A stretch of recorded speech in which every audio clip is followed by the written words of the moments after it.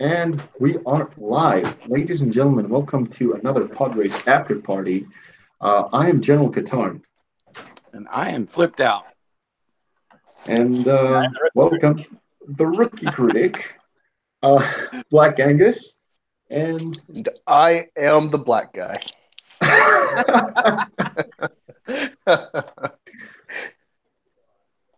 And today we have another guest that we're going to be featuring on this live stream. Would you like to talk about yourself? Sorry, I'm just getting all this mixed up. Okay. Well, we have. Can you guys hear me? Yep.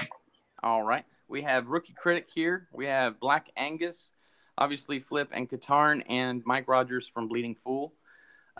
Rookie, would you like to introduce yourself and just go on about what you're planning to do now that your season 3 is returned?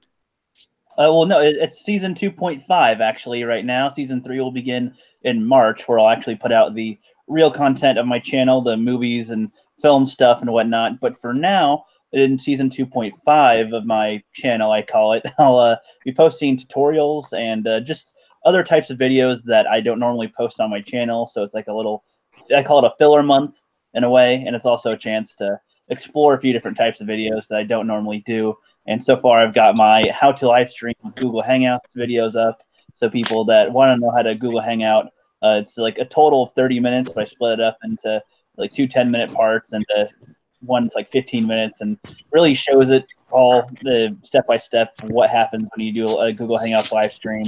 So hopefully it helps out people in the future if they want to stream or be a guest and whatnot. So that is what's going on right now. Cool. Yeah, it's funny. The rookie's showing me how to stream. Yep. The rookie is the master. That's the secret. Yeah. It's a facade. You are up. Black Angus. Yes. What is going on with you and your channel, sir? Recently I just made a response to Geeks and Gamers. So go check that out because he really crossed the line, and I said his little baby bitch ass straight. I'm waiting for him to respond. We'll see. He has retweeted, so he has noticed. So go check it out if you haven't, and let's see where this beef goes. Right. Okay. So Mike, did you want to introduce yourself? Yeah, I'm a writer, a contributor at Bleeding Fool. I don't do any of the video component. I just do writing. I'm thankful to be a guest on here to listen to some of the interesting ideas that you guys have. There's some talented people, and I'm just happy to be invited to come and talk with you guys. Thank you. Yes, absolutely. Thanks for coming on. Go ahead, General. I must say though that I don't have any familiarity with what's going on with Jeremy. Oh, I'm also in the dark on this one because I did see that Angus posted a response, but then Bandit Incorporated came out, and then he had this whole Jesse Milestone thing on, and I don't really know what to look at first because this whole thing is. I really don't know what to focus on. I mean, I did see that Jeremy did have a stream with Jesse and Kelly in his car, and then suddenly.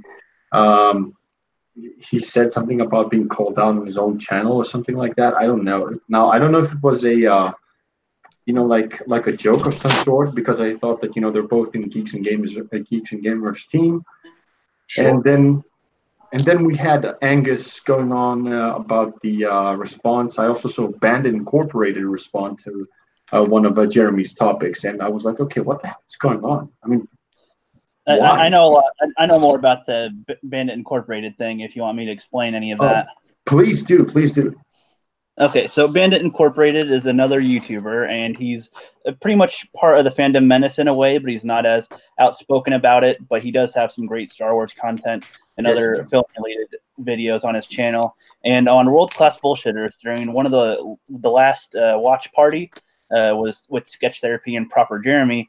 Bandit Incorporated was watching in that chat, and a lot of people were like, "Oh, hey, Bandit," and I typed in, "Hey, Bandit's cool," and then Jeff invited him in, and I mean, I assumed he was just going to introduce himself and, do the watch party with them. But instead, he was like, so why? He was trying to say that, haven't we won already? Why do we keep on pursuing stuff with Star Wars right now? He's like, haven't we won already? And he goes over a few things. And then he and Sketch and Proper Jeremy and Doug, one of the comic skaters, I forget his last name, Doug Tenaple, were arguing for quite a while. Jeff was hardly in the argument at all. It went on for 30 minutes, and it was just a crazy one. I don't think Jeff posted it because it was just it just kind of hijacked the stream. Bandit felt really bad about that. He did not mean to do that. And then Jeremy, he heard about what he said and then made his video, and then Bandit responded, but they both made it clear that it's not an attack on each other's channel. It was just, a response to what they said. And they kept it pretty civil, so there's no drama with it. Honestly, they both responded very in kind, and that's basically like a friendly dispute. Pretty much. So, it was just a misunderstanding with it, because Bandit was mostly saying that we won and that we should start allowing Lucasfilm to have a chance now, instead of just trying to boycott and stuff. And Jeremy disagrees with that, and that's basically the argument. Yeah. I can understand both perspectives, because you cannot say that we won because it's already January and episode 9 comes all the way in December. Now, to play devil's advocate on both sides, Jeremy's argument, I believe, is saying that we shouldn't call it in too soon, because if Lucasfilm thinks that we've slacked and that we've accepted how this has gone, maybe they'll start doing their shit again. And maybe Bandit's perspective is that, okay, we already gave them the message with the whole Star Wars theory claim that was with that they withdrew within 3 days, and so he's like, yeah, we can rejoice now. Now I understand both sides. They both have their own arguments. They're not wrong, they're not right either. They just have very strong arguments. Well, yeah, his Bandits is more like he thinks that if we keep on pushing them after we've already been given what we wanted, one of his points was that Kathleen may still be hired, but she's been extremely pushed into the background as far as most decisions go, and most people believe that she doesn't really do that much. And as far as the stuff like the Mandalorian thing seems kind of more fan-based, the Clone Wars thing, he's saying, if we keep on attacking them even when they give us stuff that we want, then they'll never listen to us, is basically his point of view. So, so if they give us something, we should respond in kind, that it's good that they gave it to us instead of just, still pressing on. But I think there's more to it than what's at base value with their videos. So. Yeah, I can see where they're coming from. But like I said, they both have very strong arguments. That's what I believe. Yep, I agree. So I have a question, Angus. Is this a real beef you're picking with Jeremy? He said it's clickbait. Oh no, it's totally clickbait, dude.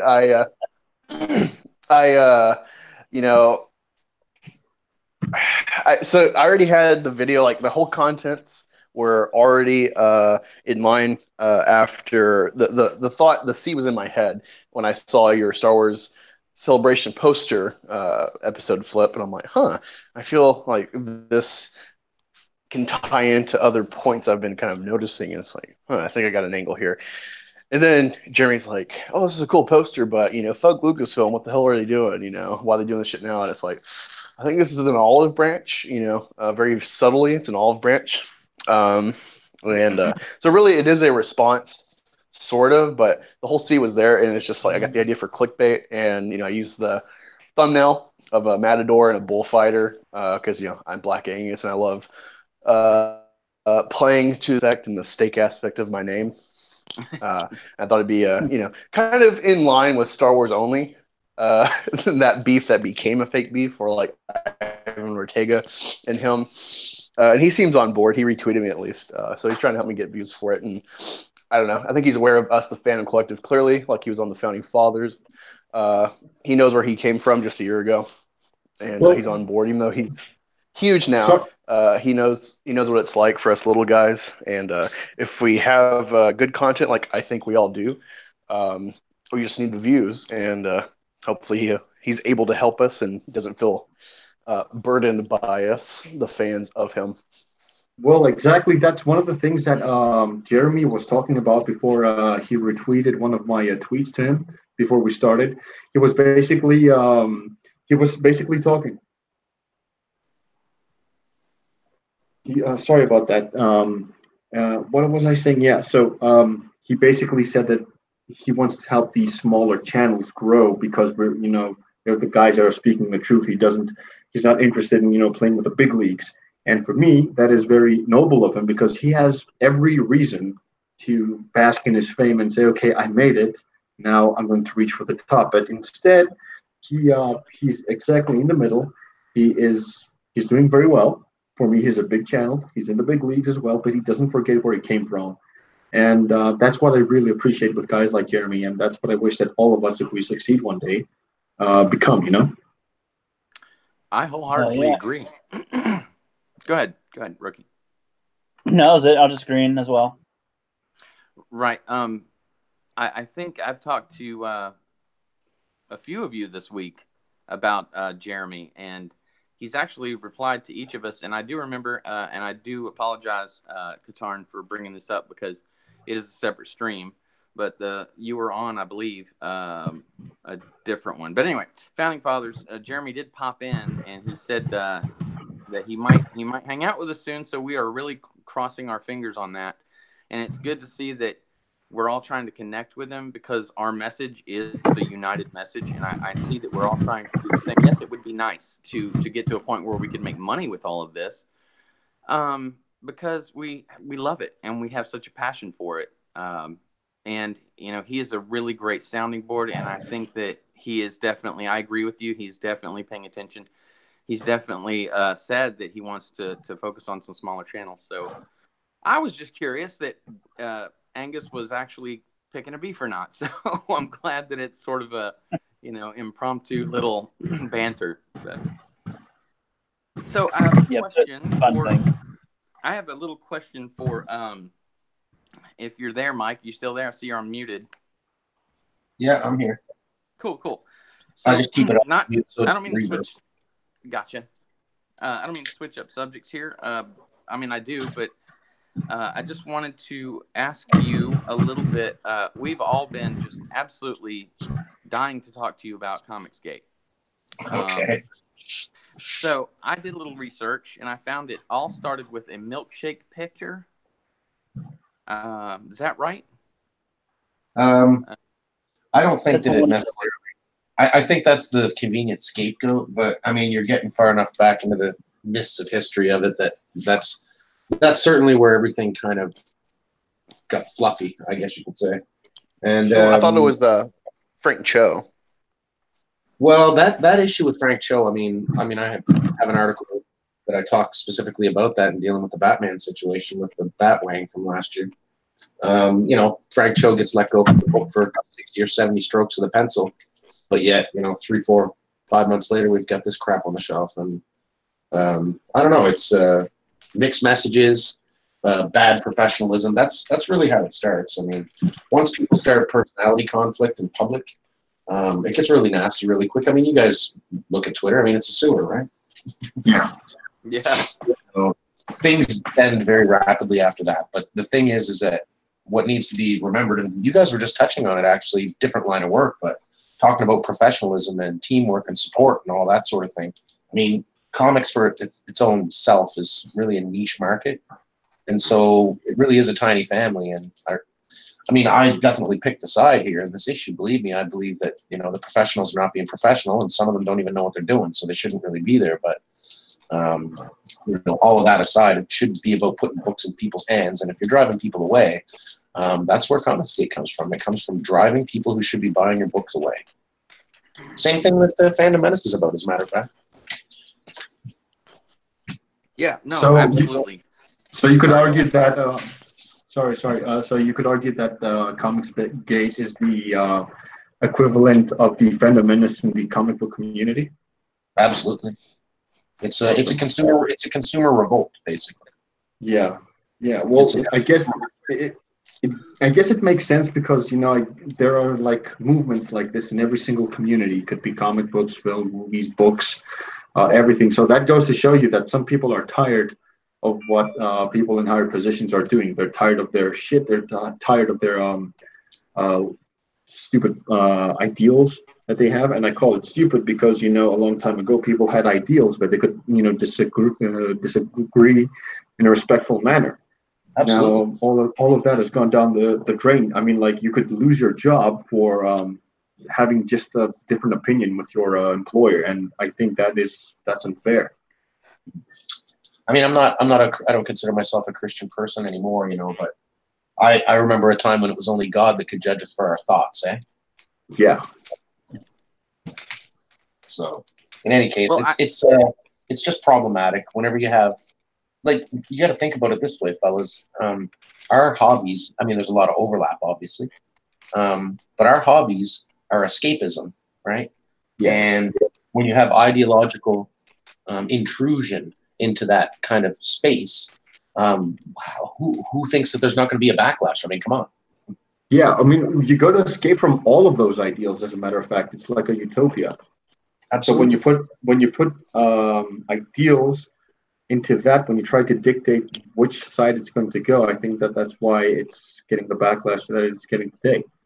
Yeah. Stan Lee used to say, he used to be embarrassed to say that he worked in comic books. It was for kids, and he would always just try to play it off as some kind of publishing until the questions got to, well, what kind of publishing? Well, it's in magazines, and what kind of magazines? Kids stuff.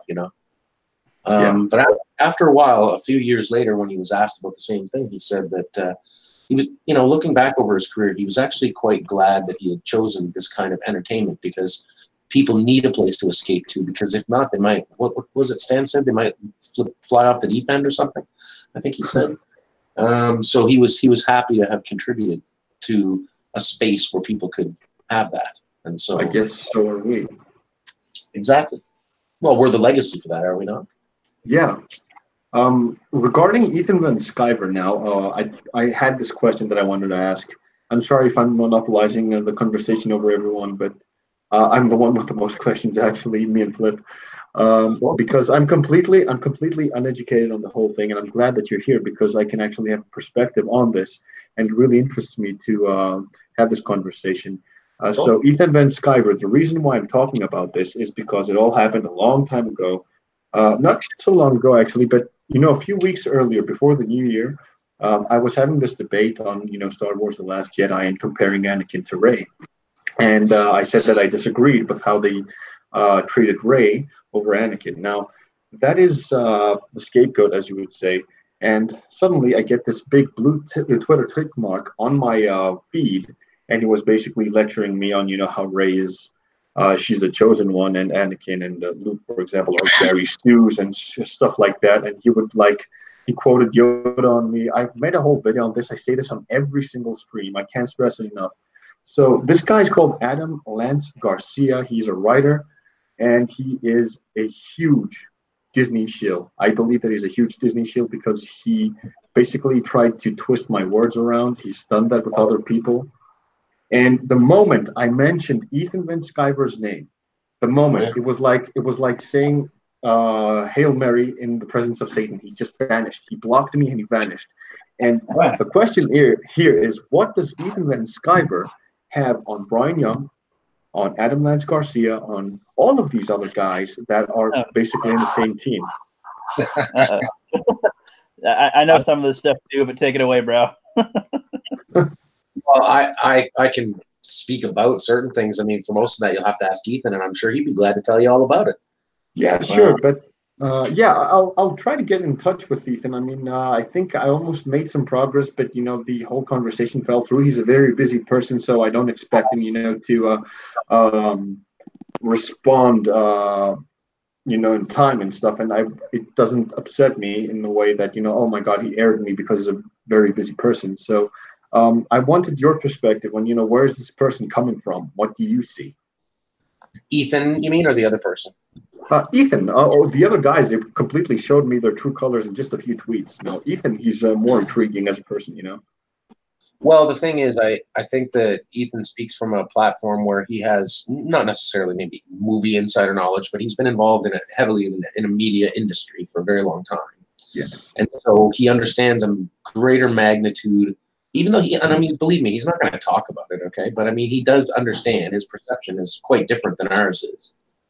And so the actors and the players and the movers in an industry like that, he would have a perspective on and something that we would not be able to see necessarily. And he might not be forward with that ever. It's not really, that's his prerogative, I guess. But as far as him being a figurehead or whatever for the Fandom Menace, but also for Comicsgate as well, it's not just fans that were treated like crap. It's, artists that are run out of the business for thinking the wrong thing or having the wrong politics, and just ideology in the workplace, ideology and escapism, ideology just being forced in. And like, I can't remember who said it here earlier. Maybe it was Angus. People are just tired of it. Yeah. So, hey, Mike. Yes. Since we're talking about Eastman and Skyver, what are your thoughts about?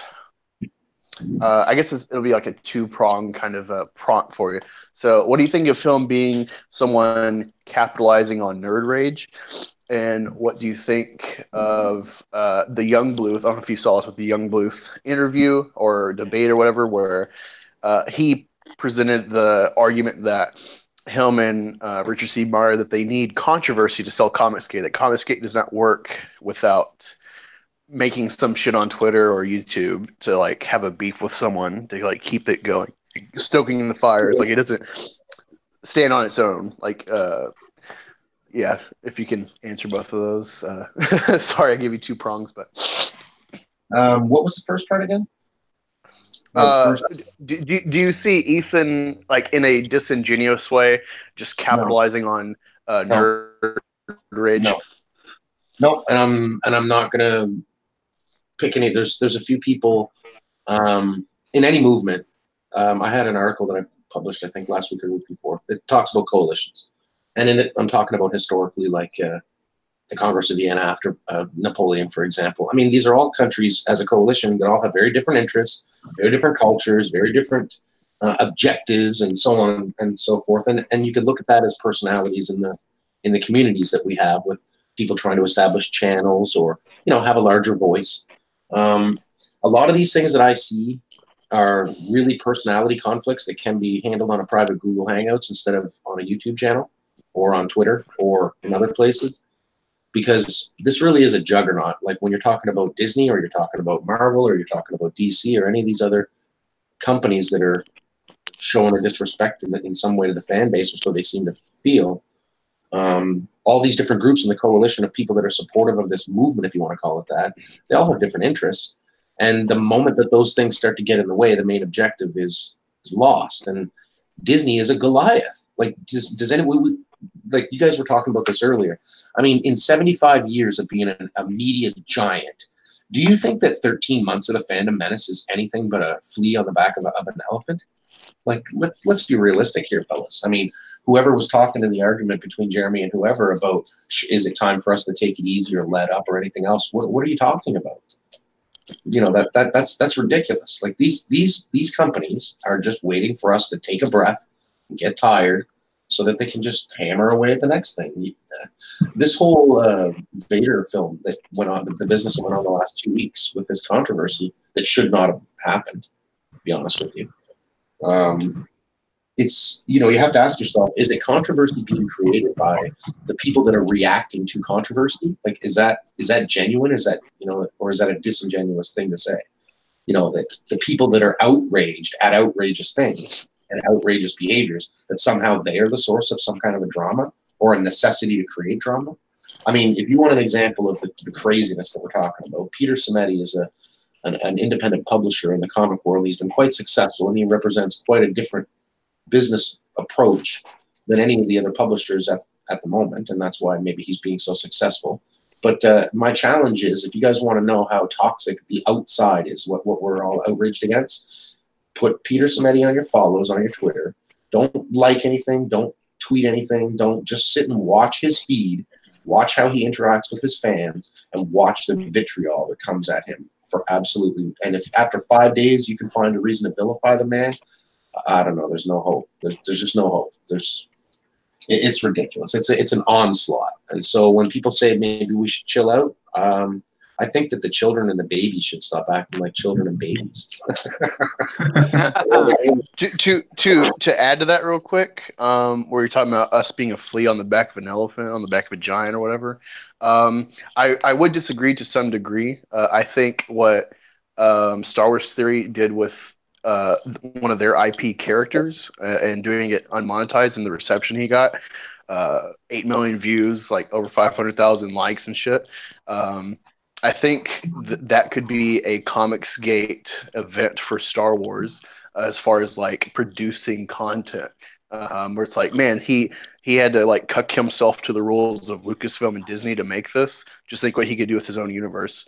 But also Netflix being like, what, 20 years old, if that, and they're already like 3 times more valuable per stock than Disney. I think that we do have an advantage now with streaming and stuff to have a bigger voice against these, like, monolithic companies like DC and Disney and stuff.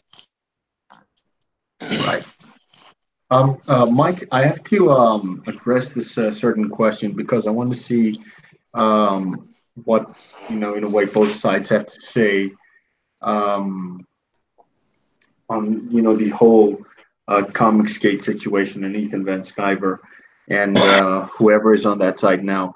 One of the comments that I'm seeing on the live chat right now is if Ethan or any of the Comicsgate people were responsible or ever doxed fans for, the differences in political ideals and stuff. Now, I wouldn't know that, and I'm pretty sure that things are not ever one-sided. There are 2 sides to a coin.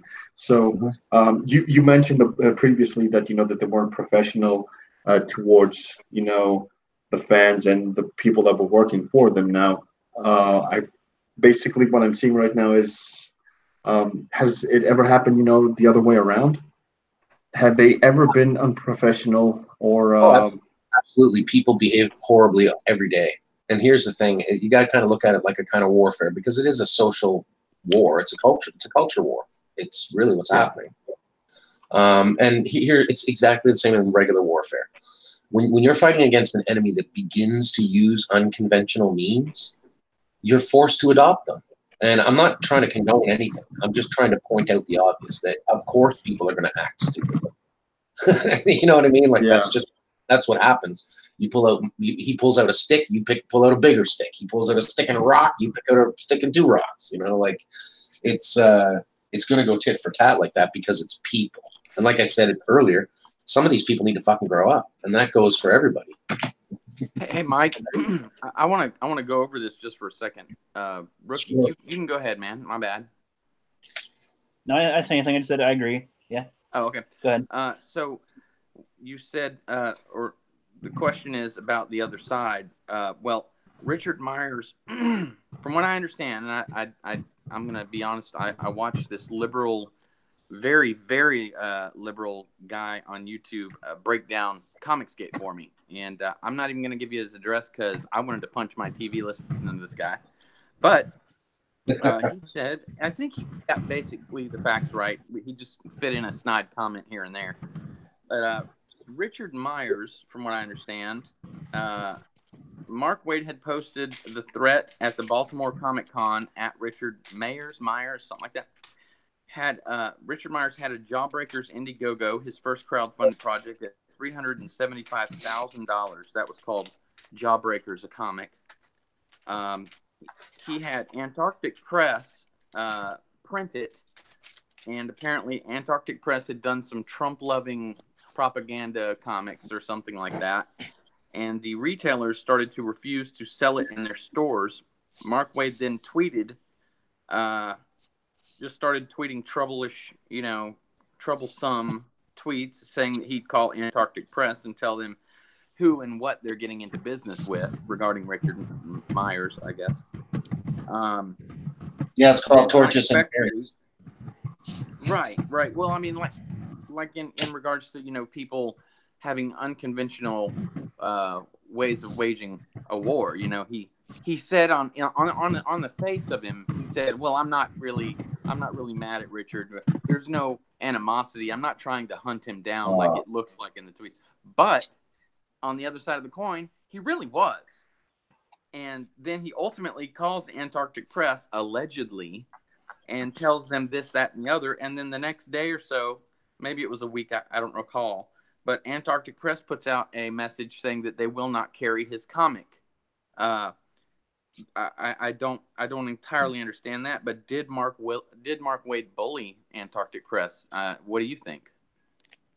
Oh, okay, well, I mean, all of this stuff is public knowledge now. I mean, most of the clash took place in public before the lawsuit began. Now, here's what needs to be understood. In Texas, okay, where this lawsuit is going to happen, because the contract between Antarctic Press and Richard happened in Texas, okay? That's where the publisher's located, okay? Cool. And Mark Waid resides in, I believe, Santa Monica in California. So it's in a completely different state, all right?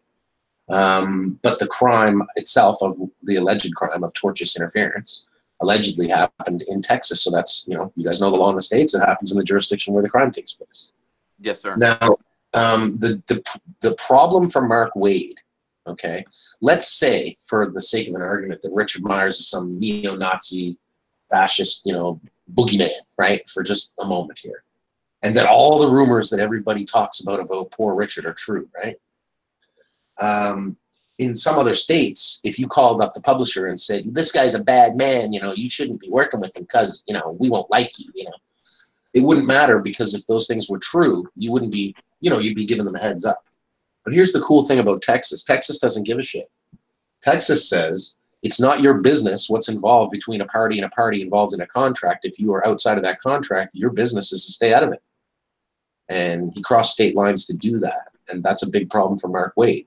So I'm not saying what is or what isn't. I'm just saying it doesn't look good, and people can read whatever they want into the situation. They can dwell on the little personality details of Mark Waid being an awful person or Richard Myers being an awful person. It makes no difference whatsoever. Someone tried to have something published. A publisher agreed to do the work, and when the contract was already finished, somebody interfered with that, and the contract was broken. As a result of that, and the bad publicity that Richard suffered at the hands of a whole army of shills, like we were talking about, Richard couldn't sell his book in a variety of different retailers. So it's not that the retailer situation was outraged at the book, because there's nothing outrageous about the book. It's a great book. I see. Is what Antarctic Comics or Press? Is there a separate lawsuit that Myers might file against them for breach of contract, or is that tied into this one?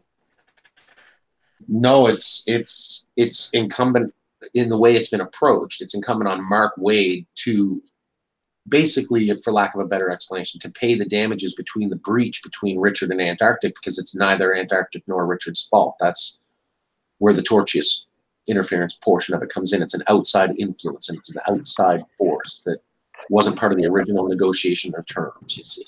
So it shouldn't exist. Mark Waid shouldn't have that influence.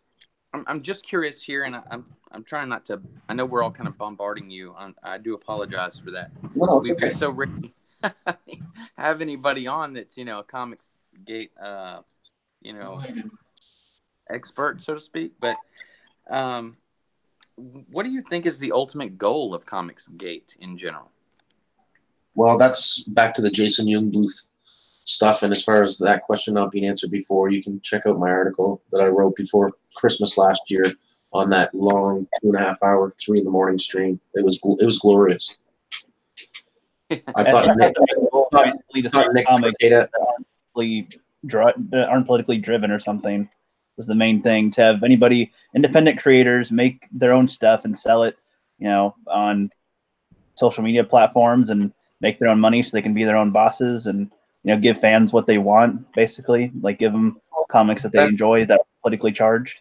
Yeah. Well, during the course of this conversation with, you know, the F-bomb dropper. I thought Nick Rekieta was going to have an aneurysm when he had Jason Youngblood on there. It was crazy. I was laughing. The whole house was shaking. I was laughing so hard. Yeah. But the only thing that in my article, I think I say this towards the end of the article, the only thing useful to come out of that evening was that because, we thought it was going to be actually a really good conversation where the two sides could sit down and, Jason seems an articulate fellow, And so we were kind of hopeful, but then, of course, it degenerated, and, of course, you know damn well where it would be. But the only thing that was good out of that whole situation was that somehow Jason articulated, well, what is it that Comicsgate is supposed to be trying to do to fix comics? And I think that's a really interesting question because, I'm just going to paraphrase the whole sentiment behind the answer, but what is he talking about? Comicsgate isn't here to fix mainstream comics' problems. That's their problem. We're here to do our own thing, and we're tired of the crap, and we're just going to make a new industry. They said we can't play in their sandbox. Okay, we'll go make our own sandbox. And now look at the way they throw sand. Just look. Yep. It's ridiculous. Can I interject here? Basically, what I want to summarize to some of my viewers that I think that are kind of confused with the whole thing. I kind of am myself. Now, confused, I don't know if I'm expressing everyone the same way, but the thing is that in every fan base, you could be on any side. There will always be individuals that, be it professionals or fans, there will always be individuals that, let's say, are rotten apples. But if you take statistics, for example, I mean, there are a lot of, for instance, Last Jedi defenders out there that are very civil about it and don't act like a bunch of dicks. And I really enjoy debating with them. Now, excuse my French, but that had to be said. And in the same equivalency, there are a lot of fans out there that are on my page that dislike The Last Jedi, but go on about it in a wrong way that I disagree with. I mean, I could agree with them, but their approach is so wrong that I will not side with them for that matter because it makes me look bad, So basically, we're not looking for only agreeing on some points, but it is how you agree on it. You could lose you could be just, you could be right, but you could lose all of that because of wrong behavior. Yeah, I say, have courage and know when you're right, and be the right person. And if everybody just does that in their own way, then everything should be fine, shouldn't it? Yeah, true. Treat others the way you want to be treated, and that should just really be the end of it. It's real simple. We all learned that in kindergarten. I thought that was obvious for everybody. It really just works out very well. And like you said, people can disagree, and they can still be polite and civilized with each other.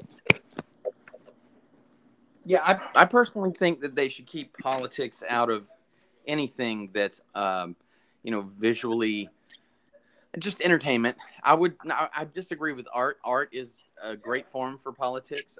You can put politics and art all day. Just don't put it in entertainment, because people stop focusing on the story and they start focusing on the agenda, and then it just becomes this big clusterfuck of politics.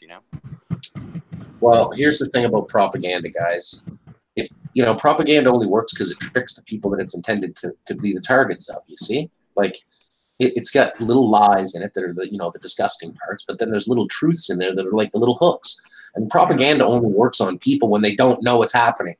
When it's so obvious, that people are like, "Come on," it's not worth doing anymore. Like, don't they get it? I don't know. It's weird. They continue to expect us to be sheeple. They expect us to be sheeple and lemmings. But they think that we're dense and that we don't get art. It's supposed to be deep. Of course, there's supposed to be politics in it. I'm an art absolutist. I think everybody should do whatever the hell they want in their artwork, no matter what it is. And I tell you, the people that want to enjoy your art are the ones that are going to tell you whether it's good or not. And that's just the way it should be. Yeah, I think they're confusing subjective art with subjective entertainment. Exactly. All right, I'm ready. Some of the most political shows that I ever watched were Star Trek episodes, like Reunification. I mean, the wall was coming down in Germany, for God's sake. What does anybody think that show was all about? Of course it was. But it was subtle. and the tale was in the weaving of the tale. It wasn't somebody sat down and said, "Okay, I'm making a story about Germany." People actually also miss the fact that Star Wars. They always said that, for example, Star Wars was apolitical. For the most part, yes. But if you take the politics that George Lucas put in, he only based it off of Richard Nixon, and I guess I could say George Bush in the early 2000s when Revenge of the Sith came out. Some of the lines that Palpatine used for when he was in the Senate was actually derived from what George Bush and Richard Nixon before had said. So basically, they were trying to turn the democracy into like an empire of sorts, and that was the only politics that you got in there. So the thing is that you cannot agree with everything that's being told out there. Some people want to say that today you shouldn't put politics in there, and some people say like, okay, you need a political structure to have it give it some ground. Now people are people. That's what I believe. So, for example, if I had my own platform tomorrow and I was in a position of power, and, for example, I disliked The Last Jedi, I could, completely have some followers behind me and, just put out my own political message out there or my own ideals, because I know that I will have fans that believe me. And I know that on one side that's wrong, because that's not what I want to do. I want people to have their own ideals, and I want to have my own ideals out there. And I want to be objective towards both sides. That's what Star Wars was about. You got a perspective from the good guys and the bad guys equally. And in the sequel trilogy, and what's going on with politics today, and the agendas that are being out there, it is a completely one-sided thing, and that's what's wrong. There is nothing wrong with Emmeline Holdo and Poe Dameron. There's nothing wrong with Rose Tico and Finn, for example. It is just that it is so one-sided. They're dumbing one thing down. So when they took Rey, for example, and they made her look good and made Luke this homeless slob that was drinking green titty milk, I couldn't stress it enough, because they had to dumb him down to make the one side look good. I wouldn't have it the other way either. Just own it. It has been done before. Well, I'm not a good one to talk about The Last Jedi, because I walked out 15 minutes into the movie. Told Yeah. I want to Mary. that. Let's give a quick shout out to Mary. Hey, Mary, welcome to my stream. And our stream, actually. I'm sorry. I'm being selfish. I'm sorry. God damn it. I quit. Bye.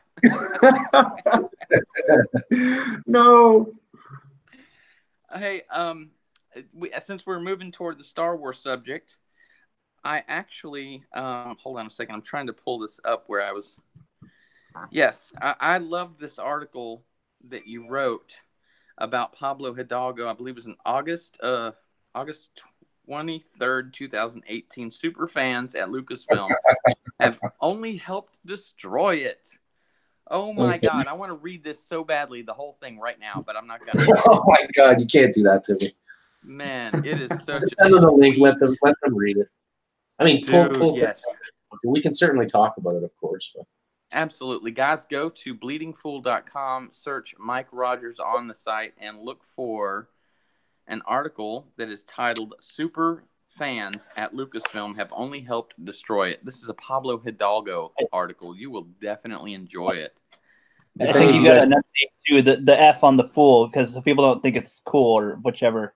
Because there's two different ones. Good question. Oh, when you go to the wrong one, you'll know. Your computer will bog right out with ads and pop-ups, and it'll be glorious. But not when you go to my site. Okay. Well, what is the difference while we're on that? We just satirized their site. We just satirized their work. Bleeding Fool satirizes Bleeding Cool. Yes. Okay, cool. It's a satire. It's a satire site. I figured that. Mary asked what we're talking about.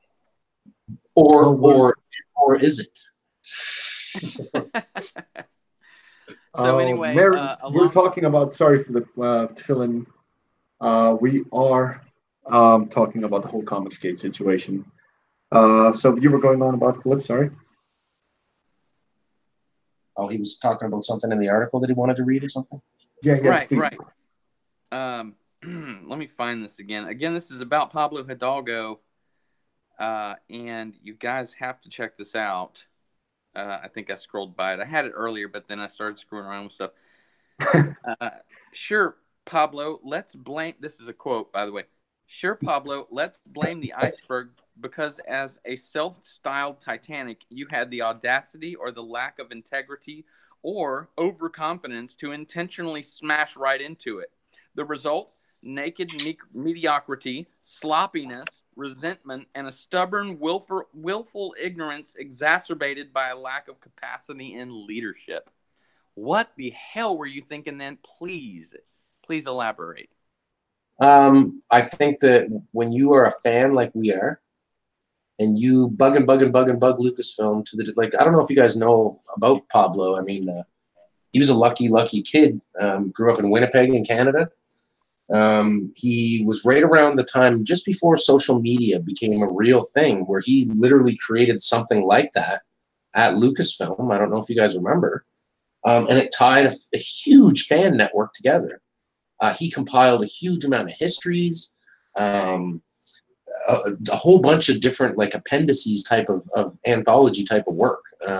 He did like really great things for fandom as a super fan, you know, and he's one of these glorious fans that actually gets to go work there, you see. So, you know, like, I think people forget this is like an incredible story of this kid, you know, and think about being there so long where now he's a creative artistic assistant or production assistant or something. Yeah. He's supposed to be the guy who knows everything that we know, that sits at the table with the story group and says, no, can't do that. No, can't do that. No, you can't use the sublight engine to smash through a ship. No, you can't do that. Sorry. You know, that just doesn't exist here. You can't do that. You know? Yeah, he's the guy. He should know. He's supposed to be, you know, when you talk about gatekeeping, right? He's supposed to be the gatekeeper of the information. That's why George ensured that Pablo would remain there, because he's sort of he's been the collector of all of the precious knowledge, and that he'd be the one that would put his foot down when the time came. But he doesn't. He plays along. I guess he's a white male. Maybe he should be scared. I don't know. He just plays this game where he forgets where he came. Like, he's just one of us guys. Like he's just one of us. He's a super fan. Like, yeah, and it's an incredible story. Don't get me wrong. And I used to have a huge amount of respect for this guy. Same. But in the last 2 years, when he's talking about, you know, getting out guillotines to chop the heads off the rich, what is he talking about? You know, like he is rich. You know what I mean? Like that's pretty rich. You know, I don't know. It's pretty strange. Yeah, no, it is a strange situation. Some of his tweets are, I will not rest until 100% of my followers mute me. Yeah. At what point does your lucky ass, who gets to be looked at as a super important person at Lucasfilm, at Skywalker Ranch, no less, at what point do you look at yourself and go, you know what, I'm so important that I can just tell all my followers to mute me? That's just like, come on, man. And that's why it's so easy. That's why it's so easy to laugh. That's why it's so easy to laugh at them. And you know, everybody has to understand that. You know, remember the old adage: the best cure for a tyrant is laughter. Okay, that's what they can't stand. They can't stand laughter. And listen, some of these people behave ridiculously. They shouldn't be ridiculed. Like, come on. Yeah. They're just tired of being ridiculed. Like, here, look at this awesome movie we know you wanted to see. By the way, don't forget diversity, racism, right up your eyeballs, you know? Yeah. A guy named Disney, this is also from your article, I do apologize. Anybody has a question, please jump in. Disney Wars right up your eyeballs, I died. This guy from Disney Wars Not Canon on Twitter, I assume. Yep, looks like it. He says, name calling people that don't like The Last Jedi while you are seen as someone associated with Disney Lucasfilm is still wrong. Pablo Hidalgo's reply: I was calling out abusive online trolls and bad faith MRA types with no regret and also rarely with any specificity. You can dislike any movie you want and not like either of the above, especially on the timeline of my personal account. What a fuck stick. Fuck stick. No one can pull this name. No one can pull off this name like fuck stick. I'm just saying. I like literally. I literally pee my pants a little every time you put one of these little tweets in here because I saw them in real time, but I was like mad and I just was like, yeah, motherfucker. But I look at these again and I'm like, this guy's digging his own grave. What a great position to be in. I want that position. And we all like to think we know everything about Star Wars. And hey, probably any of us on this panel could win at Trivial Pursuit Star Wars. I'm quite sure of it. But this guy, he won the ultimate Trivial Pursuit. He gets to work there and just be regarded as that guy who knows all. I'm just very disappointed. Very, very great article. And that's the thing. He used to be a huge boon for the fans. He didn't divide people. He used to bring people together. Don't you understand how this is a Hamlet tale, boys. This is tragedy. It is. It's absolutely. It's funny you say that, Mike. It's funny you say that because, I think a lot of us feel this on our half of the Last Jedi argument that Star Wars is an utterly broken and, even if we get it back to a walking form, it'll be handicapped and using wrist crutches from now on because, as a metaphor. And, I go to my library a lot, and they have shit on sale that doesn't circulate or it's too beat up.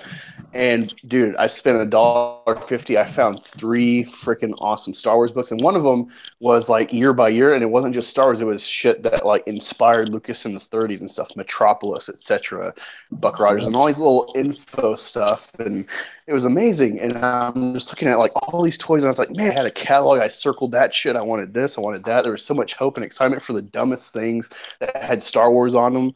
And you see Pablo Hidalgo in the story group, whatever. And it's like, oh, that bastard, that snake in the grass, just playing both sides. He is such a snake. He really is. So, Mike, do you have any anything you want to talk about what you're working on, maybe, or what you'd like to work on, or what you'd like to see us do? Because I know you're here to meet some of us. Because you mentioned before that meeting some of the videographers, good call, I like that name, was in your interest. So I just find I never got into the medium here or to be supportive of and the reason for all, I have to send a shout out if you guys consider yourselves in the fandom menace in any way and you don't know who Ichibaka is if you don't follow him on Twitter. He does some I do. I actually see him before. He contributes quite a bit at Bleeding Fool as well. And he is a super mega fan of the super mega fan Pablo Hidalgo. So if you're interested in a lot of Pablo stuff, go see Itchy. It's interesting. But as far as what I'm working on right now, I just went to the local shop here, and I don't buy any regular mainstream stuff anymore. I only buy indie stuff. And so I had a pull list of 3 weeks sitting there waiting for me. So anyways, I have a whole bunch of things to do. Cool. Anything you would like to see us do? I just enjoy the content you guys are doing so far. I think the skit work that you do at the end of your shows is awesome because I think it's new compared to some other channels because it puts a whole other element of entertainment at the end of your show. And I think it's something for people to look forward to. So I think it's a really good thing. Did you catch? Sorry. No, go ahead. I have very little to contribute right now. I'm kind of multitasking, so go ahead. Okay. I was going to say, did you catch Black Angus's video? Because I know you keep YouTube on one of your monitors constantly, which is pretty cool. And he mixes a AC/DC song with oh God, help me out, Angus. What is Staying Alive. Staying Alive. Oh, but that's Staying Alive. That's already pre-made. That was on YouTube. I just ripped that. Yeah, I would have given him extreme credit if he did that too. That would have been great. But he took. Oh no, dude! I totally admit, like, oh no. My creativity is just how I can splice things together, how I can utilize the marketing of like cattle for my name in AC/DC. But yeah, like that's as far as my creativity has gone thus far. Although I'm trying to channel some EVS in my intros, especially. And now outros. Editing is super awesome, and that song just kills me every time I hear it. It's the fact that you put it in there and it worked, you know, like, fuck. Hey, what were you holding up, Mike? Sorry, I had myself on mute. One of the things in my bundle, I don't want to go through everything, obviously. Some people, a lot of people that I know do videos of unboxing their comics and all that sort of thing, but this was on a recommendation today from the comic shop owner guy, Remy at the Comic Hunter in Moncton, if anybody's interested. But he said if you really want to check out an interesting book, this is an image book. This is an image book, and anybody that's familiar with role playing or has role played in their past, it's an interesting story. I only got like 5 or 6 pages into it earlier today, but check it out because he thinks it's one of the better titles for the year so far, and I'm gonna check it out. But it looks interesting so far. So if you like role playing, check it out. Oh, nice. That's cool. Sounds like an idea. I actually had a question about a comic. So, on February 13th, on Wednesday, February 13th, I'm going to be having Nerd Wonder on as a guest on my show, as well as Gateway into Comics, Nerdet's Newsstand, and Riot Kitty, and they're all comic people. And I have not read a comic yet, and I've like talked to them quite a bit sometimes and had conversations back and forth. But for that stream, I want to be able to talk a little bit comics. What type of comic would you suggest? Like, what's the favorite one of yours? Well, that's actually really hard to answer. I figure you can't be specific because everybody has different tastes, but I just never read comic in general. I used to collect comics when I was younger with a guy named Larry Higgins who created Niobe Comic. You guys might be familiar. You can check it out on Twitter at Niobe Comic. But we started just biking over to Moncton across the bridge, going against our parents' wishes on our bikes, on our BMXs, going to buy our book. Back then, I was Captain America, Iron Man, all the traditional golden age classics that everybody would think of. But then as we got into what they call the speculators crunch in comics that happened in the middle 90s, late 90s, the industry collapsed. Marvel was at insolvency. Everything was bleak. And because of the predatory public, the publishing was very predatory at that time. 8,000 particular covers for #1 just to have you buying. You got to have them all, right? And just ridiculous practices. And so I got out of comics for like 20, 25 years. And so I've only come back to comics now. And so when I'm looking in a book now, what I'm looking for isn't necessarily the same thing as what I was before.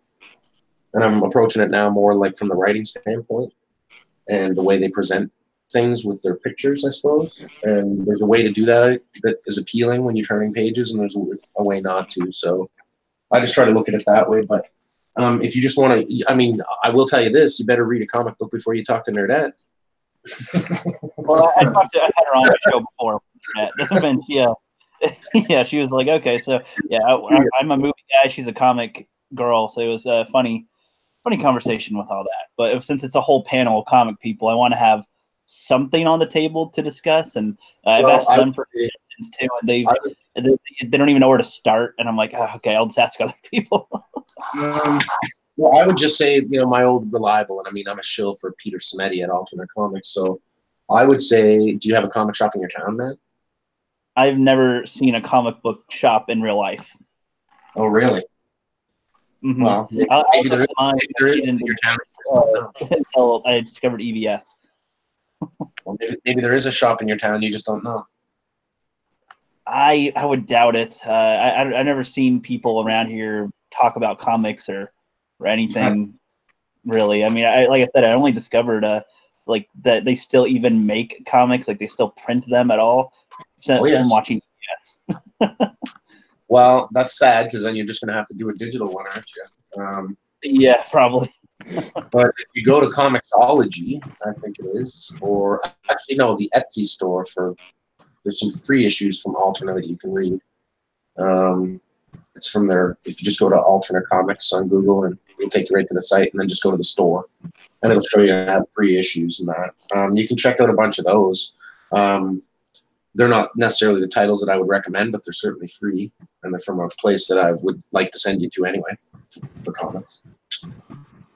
Okay, is there any comic that you think has a really good, that's more story based, that's good story? Yeah. If you've never read a comic, you should read the 12 by Patrick Trahey from Alterna. If you can get, it's a 5-issue mini. And Alterna's books are only $1.50 each, man. So you can get the whole set for less than $10. And so his story, the 12, and when you look at it in the sheet, you have to put XII. You know, it's the actual Roman numerals. But it's the 12, and you can look him up. He also has I think it's a Kickstarter campaign that he had for the graphic novel version of it that you can get all in one nice bound book. But his story, if you like kind of Walking Dead, kind of future apocalyptic worlds at an end, and what do we, how do we live? What do we do? It's kind of one of those stories of a family. So it's not a superhero book, so you don't have to worry about that kind of story. If that's something that's intimidating for some people, I don't know. But it's just a story about a family. So you should check it out if you really want to have an interesting intro into comics and what they can be as the issues progress. All right, sounds interesting. Yeah, I was going to have a Cyber Frog or something, but that seems like that's going to be a while before that's finished, or Stealing Solo. I backed a few of the Comics Gator comics to see, but they all seem to be a couple months out, ones that I backed. Well, if you have Cyber Frog in your hands and it's the first comic that you actually open, I think that you'll be setting the bar pretty high for yourself, bud. Well, hey, Mike, have you read Contract with God? The new DC God book? No. The Will Eisner Contract with God. No. Oh wow. Yeah, that's that. Like, I found that because I was watching on the Dark Knight Returns animated release.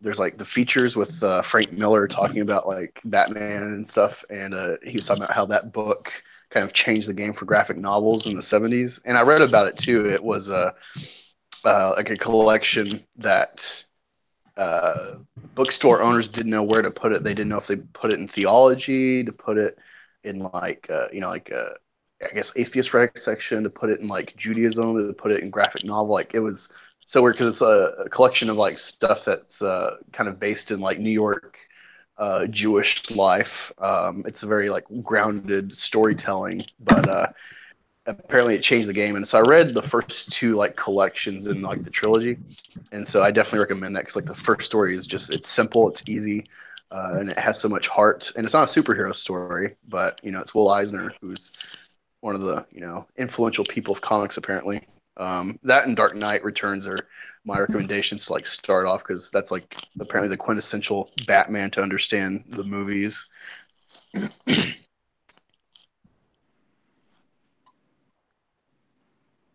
Okay, so I have also read another article of yours, sir.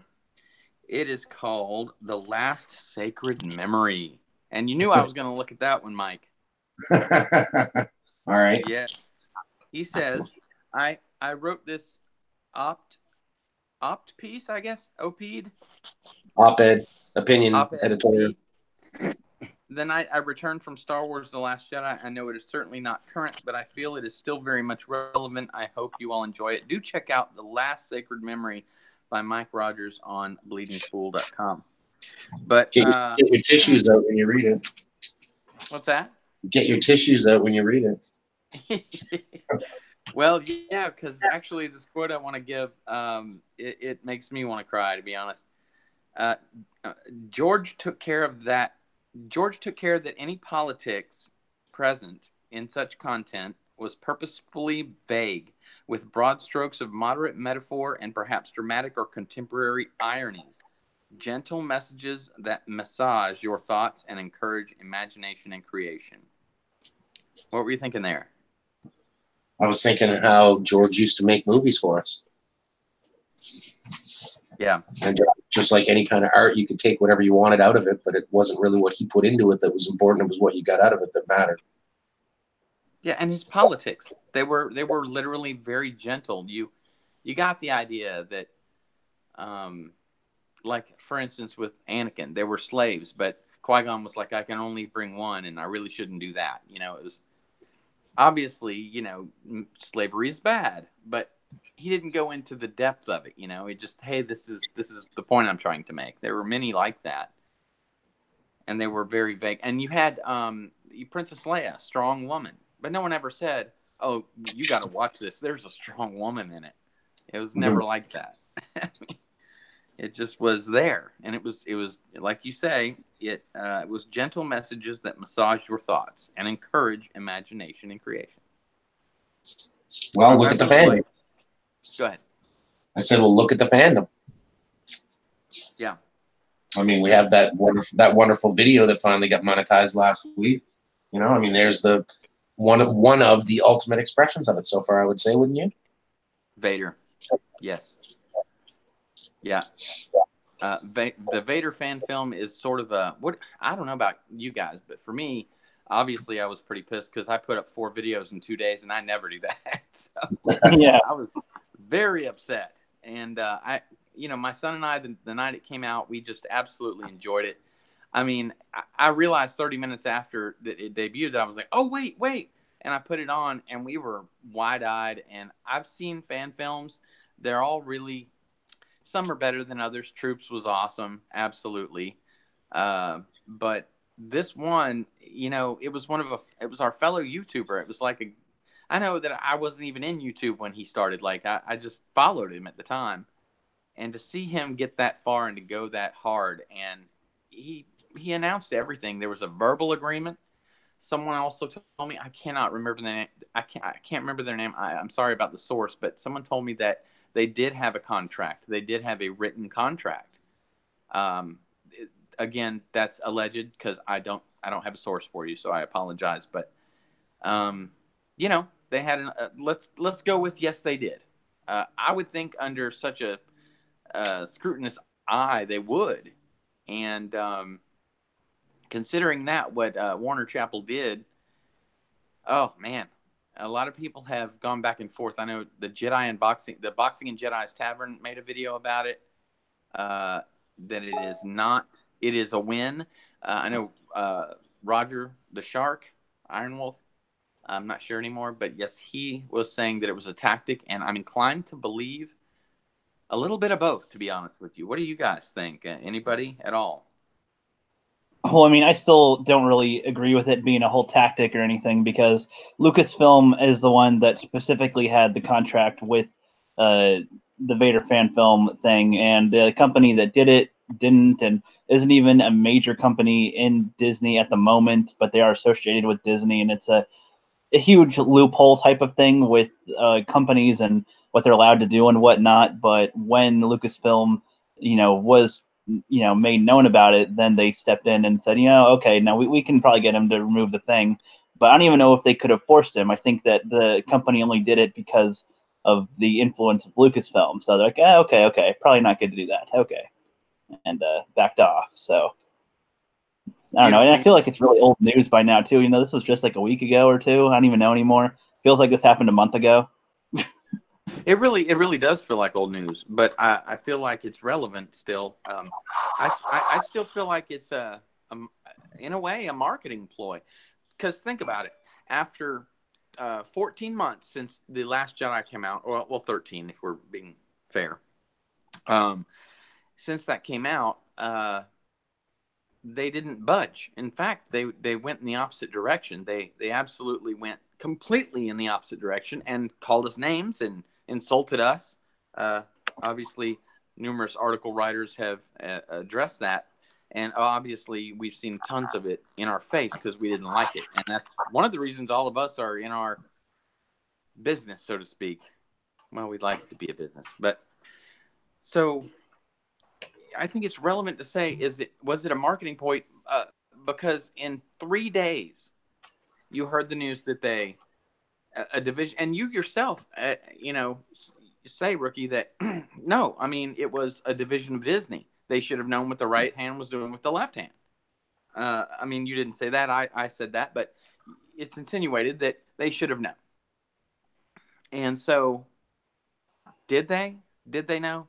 Was it all a plan to make Lucasfilm look really nice and shiny, and like the Lancelot on the horse comes in and saves Guinevere, and hey, guess what? We've got you guys. We didn't listen forever, but now we got you on this fan film. Like, yeah, I mean, why now? That's my question. Why now? You mean like they staged the thing, like, these guys came in to hurt us, fake stab. Then they go, oh, I will save you, and kind of a thing, like a yeah. Oh, okay. I see what you mean now with that. Okay. I mean, yeah, days? that could be possible. I mean, I still don't think that happened, but I think that is possible of Disney trying to orchestrate something like that to try to get some type of PR in a pathetic way. But yeah. Yeah, I'm not saying it's for sure. I just am looking at it from both sides as best I can. I hate to believe that. What was your question, Qatar? I'm sorry, I completely spaced out for a second. Sorry, bro. No worries. But, go ahead. I'll catch on. Okay, cool. Well, I don't know if you guys have opinions on this, because the truth is if you look at their PR from Oh wait, December. my memory circuits just kicked in. Sorry. Cool. Just took some time to load. Sorry. Bless my circuits. Anyway, circuits. The thing is that what I believe is that they're doing this because 9 is around the corner, and when I mean around the corner, they have at least 10 to 11 months of marketing to do, and they need to get this right now. Now, I don't know how you guys think this is going to affect Disney Episode 9 tanks, but I don't think that it's going to fail. I think that they're going to be doing some over-the-top things. Usually the third film in any trilogy is the one where it all plays out, and JJ has got a fire up his ass that he needs to put out, and I don't know how this is going to go. I'm not saying that I'm hopeful. I'm cautiously optimistic, I'm going to say, because Hayden Christensen might be reprising his role as Anakin Skywalker, but then again, hype killed Episode 8. I'm going to make a video on that, and hype did kill Episode 8.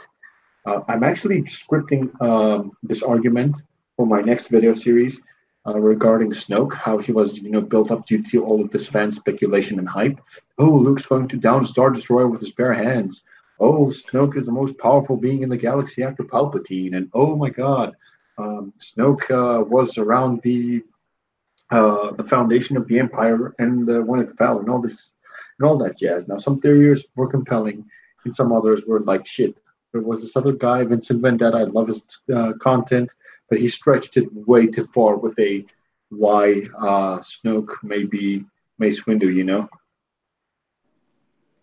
Yep. Yeah. Don't think he's Mace Windu. Definitely not. That was an adorable theory, though. I saw Samuel Jackson thought that too. I was like, oh, he believes that. You kind of sparked something in my brain there, though. Like, I remember just an article I read the other day. I don't know who wrote it, but it was stating that Hayden Christensen is about to film scenes for Episode 9. That's the same thing. I was Googling stuff for my dad for his business, and I was about to type in on my phone, and usually I get these like little articles, I'll say, from CBS and all those clickbaity titles. And I'm like, okay, Hayden Christensen filming for Episode 9. Okay, it can be clickbait. So then Mike Zero pops up, and Mike Zero, grain of salt. So I'm like, okay, so if Mike Zero says it, it's going to be Sebastian Shaw. There's more of a chance that Sebastian Shaw comes back from the dead than Hayden Christensen, for that matter. And then I saw some other people talking about it, that carried more significance and weight to what they had to say. And I thought, maybe. Now, that would be a good move. I believe that it would be very good for Hayden Christensen to come and tie in things, because so far the sequel trilogy has not felt like Star Wars to me. I had to see TIE fighters and X-Wings to be like, yeah, I'm watching Star Wars. But then when you see Kylo Ren and Rey and stuff, you're like, nah, this isn't Star Wars. If it didn't have the lightsabers in there, it could have been a completely different franchise. Could have been Twilight. In space, With Rey and Kylo anyway. But hey, with Hayden in the movies, now he could say, from my point of view, Rey is a Mary Sue. And well, they fucked up Luke. Hopefully, they can bring in Anakin and do him right, I guess. Well, when didn't he done right? Yes, I liked Hayden Christensen in episode 3. Sue me. Oh, What's yeah, Anakin? I like it too. what's that, What's Mike? Anakin? I said, what's Anakin going to do? Put Luke over his knee and give him a fucking spanking? I mean, come on. Yeah, come on, boy, you know better. Yeah. Or he's going to point his finger at his grandson, and he's like, "No, that's not how I killed the younglings, Kylo." Oh, wait. The legs, though. Well, this is what I don't understand. Like, people just don't get it. We're not going to have the lightsaber battles that we want, okay? There's not going to be any more hands chopped off. There's not going to be more decapitations and lightsaber deaths the way that we were. Like, it's never going to be like that. Unless Luke... Mike, I'm sorry, but fans are to blame on that. Allow me to expand on that when you're done. Please continue. No, it's a family brand. It's Disney. You don't understand. It's not going to happen. Like, it's unless they license adult content or darker content, I guess you could say, to be made in certain studios, it's just not going to happen. And I really hate for people to be disappointed, but that's what we got when the mouse, bought the house. Yeah. It's just so weird because you think Lucasfilm would be able to still release its own stuff even if it's under the Disney brand, because like the Clone Wars TV show had a lot of stuff where people just die or get killed or slaughtered or something, and it's like, but they don't show it so practically, but they still have it happen, and they say it happened, and it's like, damn, like they even had a youngling get killed, in an episode, and it's like, okay, shit. And then they have, clones like, completely psychologically fucked up. And it's like, yeah, it's pretty good for a kid's show. But, well, no, they had it on here at 9 o'clock here in Canada. It wasn't a kid's show here, so that just goes to show you. One of the reasons I also believe that there is the reason why they're not going to be doing any lightsaber duels as well is not only it's because of the Disney brand, but if you recall the state of the Star Wars fandom when Disney bought over Lucasfilm in 2012, people were shitting on the prequels like crazy, and Disney went all NPC business mode. They straightened their ties, and they're like, okay, so statistically, the prequels are not going so well, and people are praising the original trilogy. Now, they said, okay, let us capitalize off that. Boom, Rogue One. Boom, Black Series lightsabers devoted to Vader and Luke, and generally focusing and trying to merge the original trilogy with the sequels. Now, I've seen this before in another franchise, which is Pokemon. I used to be very into it. Now you're going to be like, oh, that's a kiddies thing, but not really. You see, around the 6th generation, which was around 2013, they were trying to introduce some new stuff to the franchise that at first were kind of dumb to us. And then it kind of worked because what they were doing, the marketing was, okay, yeah, we're going to bring in some nostalgia from the first games that you like. And it kind of worked, but that's Nintendo. Nintendo is very good at their marketing and stuff. Now, one of the reasons, to get back at what I was saying, why they won't do this, is because of the fan base bitching about the prequels. So they're like, okay, they don't like the prequels, so we won't give them any prequel-like lightsaber duels. We don't want them over the top, but we don't want them to suck. And so you see that the lightsaber duels, are kind of grounded. Okay, not lightsaber duels. There's only 2. Snoke and Finn, if you can call that a duel, and Rey and Kylo Ren and Finn and Kylo Ren against Rey in The Force Awakens, if you can call that a duel. But it was more grounded. It was more realistic, and I guess that's what people wanted. And then our expectations were subverted in Episode 8. Psych, there was no lightsaber duel there, but they wanted to take that away because people were bitching like, oh, the lightsaber was a storytelling tool that the characters used to convey their emotions against one another. It wasn't a weapon, but it was a storytelling tool. And I'm like, fuck that. When you were 13 years old, you wanted to see an over-the-top lightsaber duel. You wanted to have 50 lightsabers on your screen, and you got that in Attack of the Clones, and then you got onto YouTube, and to make yourself come across as a smart and sophisticated, you were bitching about, the lightsaber as being overused. I'm talking about you, Hello Greedo, because my helmet looks way cooler than yours. Damn right. Prequel hater. Yeah, I mean, Hello Greedo had a platform, but I know a lot of Hello Greedos out there that didn't have a YouTube platform, but have the exact same arguments. Oh, the prequels are over the top. Fuck that. That's what you wanted. I remember as a kid. Okay, I'm not too young for the original trilogy, and I did live the hype of the prequels. So basically, before Episode 1, I had to go on the original trilogy, which I loved as a kid. And I remember every single kid on the playground regarding Star Wars said that we want to see more lightsabers. That's what they wanted. Yeah. I still want that for the new movies. More lightsabers, more reasons to fight, more duels that are impactful. Well, it'll be some funny dancing, I'll tell you that. It'll just be combat that goes nowhere. I mean, I got big issues with, okay, look, the Force Awakens lightsaber scene, that, it's like the same Jurassic Park. That's how it always starts. At first, it's always ooh-ah, then later there's running and screaming. Did you just Jeff Goldblum us? That was awesome.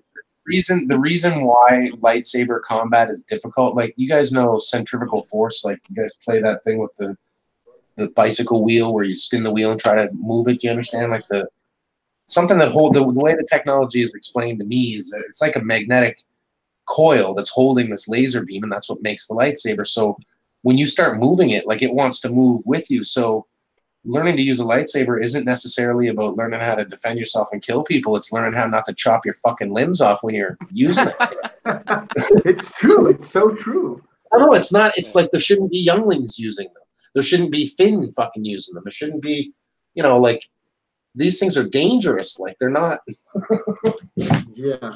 No, actually, I've heard this before, and it does make sense. I mean, I grab a fucking kitchen knife to start filleting my beef, and I'm like, okay, whoa, better not chop off a limb, boy. A kitchen knife, which is like about what, like I don't know, 10 inches long. Shit. I don't know. Depends how you treat your knives, but I just don't. It's just not something you pick up on a battlefield and anybody can just like, yay, I'm gonna swing this around and hopefully do something. It's, I don't know. Yeah, well, they took that away. That's the problem. They completely destroyed the lightsaber, not in the prequels, Hello Greedo, in the sequels, because the lightsaber. Have you guys seen that one where he says that what you think is important is not? I'm like, why the fuck are you into Star Wars to begin with? I mean, it is a franchise that we waste our lives on because things inside that franchise is what is important to us. I mean, Skywalker's lightsaber, it is as hell important to me as anything. And when I saw that thing being split in half, it was like someone taking my heart out with his teeth, cutting it in half, and says, "Here you go," giving it to me in my hands. Well, I walked out of the theater. I told you. It was a wise thing. Special guest Mike Zero. Come on, Mike. Nobody gets that guess. That was funny. Except in the future. So hey, I want to actually reference something else here. Since there's a moment of silence. You gave your child. It looks like you gave your child the book Grimm's Complete Fairy Tales, and you do so eloquently speak of it as a well, it is a complete reference to immortality. It is passed down through stories passed down from different. Oh God, forgive me if I butcher this. From different civilizations, is that right? And different societies. Stories that impact them, and they are trying to save them from being extinct. Basically, what you say, Mike. And in the end, after you explain this about giving your child this, you say that what is happening today in the Star Wars universe, and by which I mean Disney's control and direction over such dreams, is beginning to have unintended consequences. George Lucas, as was the case of Jacob and Wilhelm, the writers of the Grimm fairy tales, when viewed with 21st century ideological tinted glasses, why would anyone read these stories to their children, look at metaphors and stereotypes, and so there will be haters? If you don't mind, elaborate on the social constructs in Star Wars versus the Grimm fairy tales.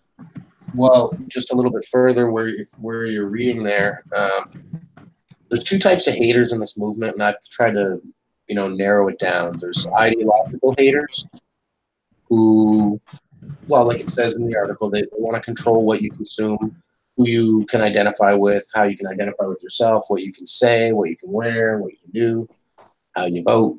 These people want control. You understand?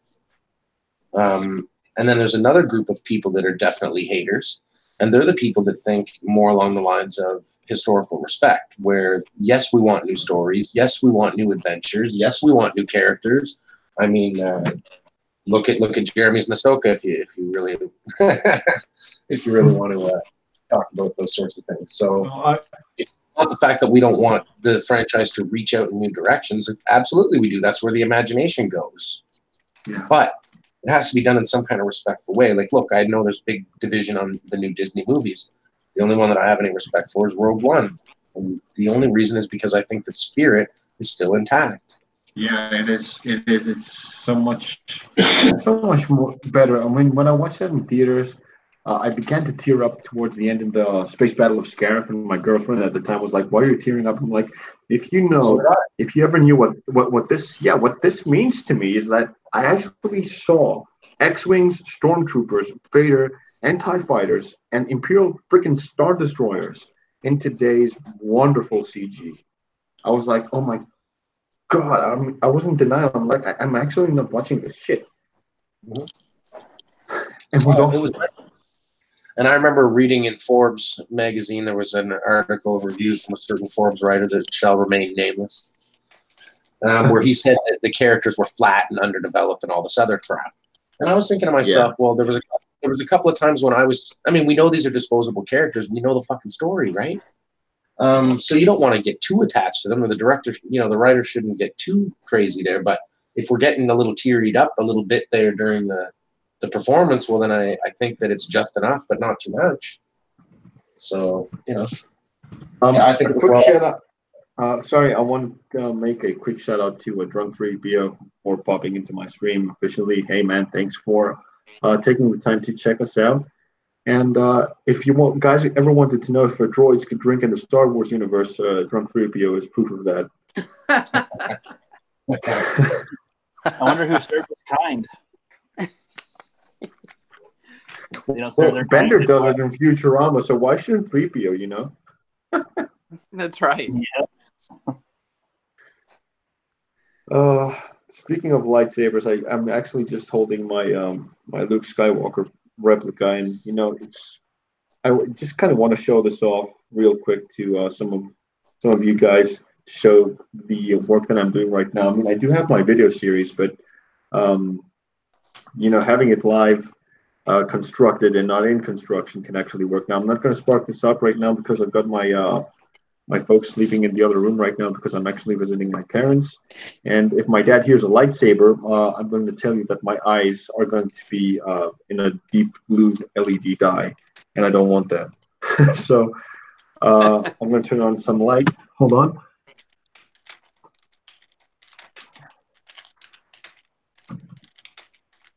And okay. So everyone, in the comments and in the panel, just feast your eyes upon this beauty. Oh, and my lightsaber. So, wait, hey, camera turned on. There it is. Nice. So, this is the Skywalker lightsaber, as we all know and love. And you see that, Ryan Johnson? I have it in one piece. And that's my ugly mug behind it. I'm sorry, I just had my face punched in. I just got out of prison. You're beautiful. You're a beautiful brown man. I'm Or should I say Caucasian. You're so olive? racist. Hey, I support all olive kind because you are Greek. Yeah. I mean, olives are important. No, it's really cool. So I yeah, want to that visit Greece. I also want to visit Greece because I'm away from home, far from home. Spider-Man: Homecoming, it's basically devoted to me, the title. So it's General Catan, Far From Home. Oh, Where are you? Oh, and Spider-Man. I'm in Africa. I told you. Now, don't let the curtains fool you. I mean, if I pull this curtain back, there's going to be a whole shit ton of animals and lands and stuff. Down, boy. Sith in the chat says, "Oh, hey, look, it's Ray's lightsaber." Piece of shit. Wait, this is my triggered face. What? Look, the lightsaber's trembling. There it is.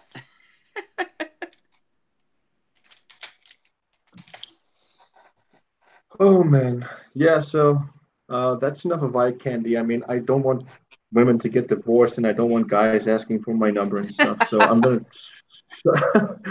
shut my face off. You are good, sir. That was Yes.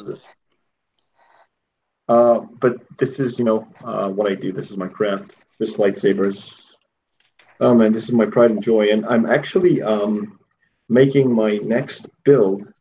I'm supposed to get my next part in March, so I'm going to be making my own custom lightsaber design.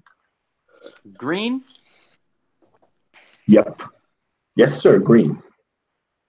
Man, it would be so cool if you had like a clone trooper armor, like the one in your picture, with a lightsaber.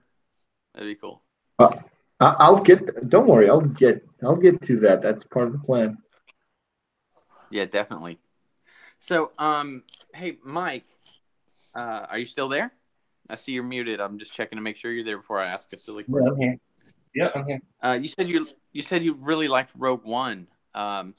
What kind of impact are you thinking the TV series will have on the community? I'm not looking forward to it at all. Well, I hope you're not saying that just because I made a video about it, but like seriously, No. like No, I don't think Star Wars belongs on television. George Lucas thought it made sense to go to the television. I think that the event that you can inspire for theaters is a better move, and it has to be an event. And I don't think you can do that with television. I think it trivializes it. I think it should be a big screen thing. I would agree with you, Mike, but when you have Game of Thrones kind of undercutting all that, it's like, well, if you get the right squad, it could work as far as production behind it. Game of Thrones, really? You think that? I mean, I understand people have been loyal up to this point. Do you think that they're going to tolerate being dragged along as an audience for another 320 years? Really? I mean, come on. Who? Game of Thrones or Star Wars fans? Yeah, the storytelling where, I mean, maybe I'm just older and I'm from a different generation. Like I remember Alfred Hitchcock Presents reruns that we used to watch. I downloaded 7 seasons of it. In the first 2 seasons, there's 38 episodes. And I kind of thought that was interesting. 38 episodes. I mean, my word, there's only 52 weeks in a year. Well, and they're 40 minutes long each, or so. They're over 40 minutes long each episode. Yeah. So I went to do some research, and I found out he did each episode for like 20, 30 grand. And he worked, 80% of the year. And look at the material that he put out, and you can still watch it today, and it's pretty impressive stuff. And then you look at the way Hollywood conducts itself today on television, where they make 4 or 6 episodes. My fifis are hurting, I'm tired, and you don't hear from them for 18 months. Like, does anybody realistically think this is an honest way to make entertainment? Really? Well, like I kind of agree with you on the fact that like movies are more digestible. So like having a movie come out once every couple of years, or even 5 years or something, will technically be able to last longer in a way as far as like over a long period of time, because how often can you always rewatch everything that happens in a long TV show? Like how much time do you have to devote to that as to where you can spend one day and get most of Star Wars in with all the films that they have so far, and that's good. And then with the show, that could take a week if you just sit and watch it all. No, I don't want Mike to think that I'm like totally advocating for live action Star Wars TV shows. Like, I'm not a big fan of shows in general because they're written to like never end. So that's why you have lots of like famous shows that have botched endings because they set it up to like just keep on going and going and going. And Star Wars is kind of the same, where like you go to episode 4 and you're just dropped into a universe, and then it expands with the episodes. But each episode is like a contained story, and you can end it, leave the imaginativity there for everyone to think about what happens, but like you feel satisfied. But like my point with Game of Thrones is kind of accentuated by realizing the release date is like 2 weeks before Avengers, and the show will be going during the Avengers release time.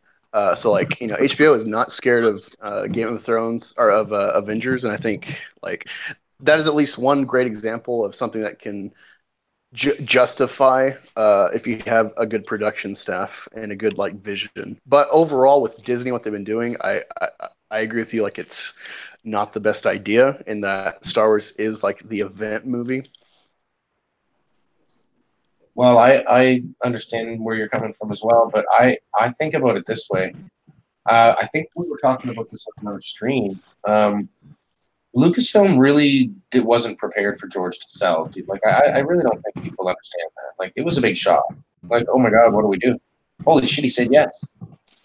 I really don't think that people understand that. Like, we've diversified our franchise here, apparently, into so many different directions when we can't even seem to get a handle on what the franchise is. Does that seem wise to anybody? I mean, come on now. Let's be realistic. They need to get something that's approaching more of the vision and get control of the situation, get control of the fan base, get control of the franchise again. And then you can start worrying about all these other directions, because otherwise I don't know. To me, it just looks like scrambling. It does seem like they're scrambling. And there was also an article that recently came out. Adam Driver, forgive me if I get the quote wrong, but he said something like, "This is our last chance to get it right," end quote. That tells me something. That tells me they're talking about it. They're listening to us. I'm not saying they're listening to us right this second, but overall, the Fandom Menace, they're listening and they're hearing our attitude, for lack of a better word. And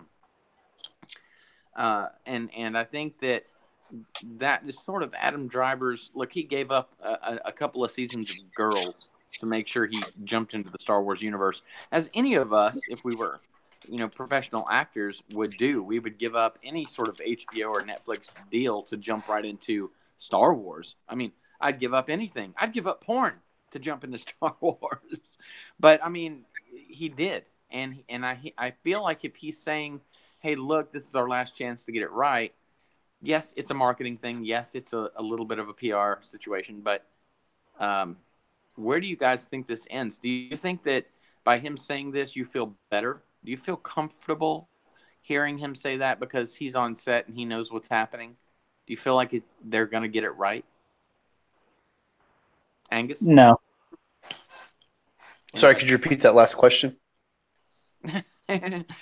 Okay, so Kylo Ren, I mean, I can't see him as anything but Krylo, but Adam Driver says, hey, this is our last chance to get it right. Can they? Is that statement? It's definitely a PR situation. They probably told him to say that to a specific. I don't know if you guys have been on the website express.com. Holy shit, you got to hit buttons left and right to keep reading the article. It's a damn nightmare. Spam, all this. But when one of these guys, these garbage tier, as EVS would say, article writers, website, says something like that, obviously pre-programmed, obviously propaganda, obviously a PR move, does it make you feel more comfortable? Do you feel like they're doing the best? Go ahead. Yeah, I that's kind of the point I was making with my last video, is that like we are winning. They're not the company Disney, You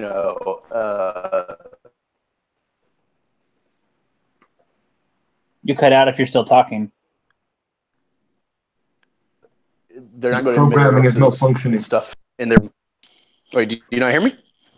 No, Yeah. you cut out after you started talking, basically. Damn it. I don't know why. No, essentially, Boyega a while ago was on Twitter with a nobody as far as like Twitter count and stuff is concerned, and he's like told him like, oh, good luck with your boycott. So like they're aware of it, like the top people as far as like acting and stuff, like they know. And Adam Driver's an ex-Marine, like I'm ex-Army, like I understand the culture. Like you don't get a lot of NPCs that would want to join the Marines, especially. So regardless if he's part of Disney, he knows what's up, and he probably has lots of Marine friends who are like, dude, what are you doing? Because Marines aren't down for the kind of culture they're trying to build with Star Wars and Disney. So like he has to have some background noise, Driver especially, in regards to like, hey, you're like the focal point of the movies, but the direction is wrong, and people are seriously boycotting you. So, yeah, you think that they're definitely talking, basically, that they're actually interacting and hearing us based on that comment. I get that feeling. Oh yeah, like there's a reason why there's 9 original trilogy characters, 5 sequel characters, and 5 prequel characters in the new poster for Celebration, and they delayed it for a year to like everything's in our favor right now, and it's just going to get better and better if Episode 9 fails relatively. Yeah, and I hate to hear that and say it myself. And we talked about this the other day, Angus. That poster, good Lord. And, Mike, going back to something you told me as well, just trying to bring this all together. Get out there first, but then hold back and wait and see what happens. Because a couple of articles later, the real news comes out, and boom, there's your spots. But with that poster, I thought, oh man, for sure, like everyone's going to want to watch this, so why not get it out immediately? I knew I got a news article, a Google News alert. You guys know I check those out. I've had that for Star Wars for a while now. As soon as it hit me, I checked the timestamp, and it was 1 hour earlier. It took me less than an hour and a half to get that video out, and I was number 6 on Google search results, not just on my phone, but on multiple devices. And yes, I did check because I had multiple people tell me that. Number 6 on Google search. I still only, I think up to this moment, and I'm not bragging, not at all. In fact, I'm trying to make a point. No matter what you do, when you have, something like that, an opportunity, I guess, you can put it out, but if the interest level isn't there, it's just not there. And it, Adam Driver can come out and say, hey, it's going to be our last chance. And they can probably put 10 more articles out, which I'm sure are pre-planned. Oh, by the way, they're saying that now the footage for Star Wars Episode 9, the 3 clips or whatever, 30-second long clips or whatever they are not going to be at the Super Bowl. Have you guys heard that? Because Pepsi took those places, those 3 commercial spots. What? Yeah. Yeah. That is hilarious that soda is beating Star Wars. Like as much as like soda and beer make great commercials and Doritos, like dude, if you have a chance to fucking prop up the Super Bowl, especially the halftime with a commercial of Star Wars on a different network that's not being paid by Disney or that's not owned by Disney, like you're gonna jump at that. Yeah. Generally speaking, if this was more clips for Endgame, oh my god, we would not hear the end of it. The anticipation. Oh my god, yeah. Like the news, the option for you to make a video, like you could just do anything Avengers at that point. You could just say, I really like the Avengers while picking your nose, and that's going to get out there, and people are going to want to see it. Star Wars, I mean, I don't know, man. I'm pretty sure that they're going to be putting it out soon. Apparently, in the first week of February is their quote, something along those lines. Don't source me on that, but yeah, so Pepsi took their spots. Anyway, I just felt like Adam Driver's comments were a little bit pre-planned, and I just wish that I don't know. I wish that we had something more to look forward to. I know that we all sit here and discuss it, but you've got Adam Driver saying that. You've got Hayden Christensen rumored, albeit multiple news sites freaking out and saying it, which sounds like a PR movie to me, to be filming scenes. We've all discussed how Luke Skywalker is going to be. Mike, that was funny. Get bent over and spanked. I really think that's funny. But I'd have Hayden Christensen go again to Kylo Ren in the Force Ghost sequence and say, what you did was a very wrong thing with Snoke, and you'll be like, grandfather, I had no choice. No, motherfucker, you should have killed him, but not like a bitch. Didn't you see what I did with those younglings? Yeah. What kind of scene are you thinking, Rookie? What do you think? What kind of scene is going to be Hayden Christensen's scene? I don't know. I'm picturing him without any arms and legs, because unless he comes back with them regrown, even as a ghost or metal, it doesn't make any sense at all. So I'm picturing a floating torso, just going like, Well, hey, rookie, you got to think Obi-Wan got his fucking head chopped off, and then his body ghosted. But then he's a Force ghost; he's fine. So. Well, no, he actually didn't get chopped off. He ghosted before the lightsaber even struck him. So. He didn't get chopped off. He just gets left by the door and changed his name to Matt. Guys, quick shout out to the people in the chat. If you guys are watching the chat, it's just fucking hilarious. Actually, sometimes it's just based how to just watch the chat because I'm sorry. Oh, I like it. They're amazing.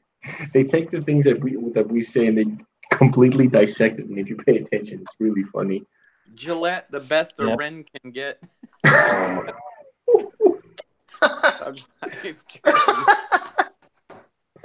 is great. She's not going to write that. Hey, Mike, sorry to interrupt you. What were you saying a second ago, sir? Oh, nothing. I just said she's not going to like that. Oh. Yeah, probably not. Yeah, the best a Ren can get. Right. I would think they have lightsabers that are very small to shave with. Maybe with like a lower wattage that can go across your face. They show that in Spy Kids. Do they? He has like a little lightsaber. I think it's a glow stick, but it looks like a lightsaber. Something like that. I know I watched it. I have 3 kids, all of very varying age groups, so I know I saw it. I remember seeing it. I don't remember when the little brother's going through the Uncle Machete's drawers or whatever. That's hilarious, man. I swear it's a little lightsaber. It's been a while, but I remember a little lightsaber looking thing. Yeah, man, they need a name brand for that. Somebody create that. Somebody think of that. Like, what the world would the name brand be of a little lightsaber shaver? Man, that'd be a great little skit for a Gillette response ad, So we are here and you are there. I missed my Rob. I wish he'd popped in here. So anyway, regarding episode 9, I guess, Super Bowl ad. I know we're all actually very much anticipating the footage because as soon as that footage hits, we're all going to shit a brick and try and get a video out immediately. And article, of course, Mike. But Hayden Christensen, can he help save it? I noticed in the poster, there's also Padme. There's also Captain Phasma, who I thought was dead for the second time. What? No. What? Really? Yeah. I don't think that Hayden Christensen or Portman would want to be in these films anymore. Like the backlash they received before, it's like, no, I think they're good. Especially I don't know if Portman would, but I think Hayden, he's kind of like recovered, I think, from the long hiatus from like consistent acting. He's been getting a little bit more involved. So I think he might have more fun with it now. I think he might be hoping for people to backlash at him. Like, I think I've taken it before. I could take it again. Dude, he was at a Comic-Con or whatever, some convention, and some guy took a picture with him with a bag of sand, and he was a great sport about it. No, they didn't. Savage. Savage. Oh man. Yeah, but the thing is, Hayden Christensen, he's a cool sport, and also Kelly Marie Tran, she's a cool person. I know that she's a cool person, but Rose Tico sucked balls because she was written that way. And Daisy Ridley, phew, I'm telling you this, you know, she may be Rey in The Last Jedi, but Daisy Ridley is fine. Speaking of what we're talking about, because that's the best segue I got at this point. Star Wars 9 actor warns fans what is coming in Episode 9 finale. He says, "I'm astonished." Is it going to be good? Is it going to be bad? Are you prepared to actually say, you know what, I like this movie? Are you prepared to say? I mean, I know you're prepared to say, "Oh, this time I'm gonna be drunk. I'm gonna be drunk. Oh fuck, I'm at Express, dude. They're wanting my do, cookies. do you know what? Do you know what I just remembered? I was at home and we were watching this documentary with my mother about technology and how evil technology is. And oh my God, people are so disconnected. And my mom, she's great. I love her to death, but sometimes she can be such a snowflake. I'm like, snap out of it, woman. Strap on a pair. So this one time, this segue with Kevin Smith popped on. And she said, "Oh my God, Kevin Smith is so right. I never knew this and stuff."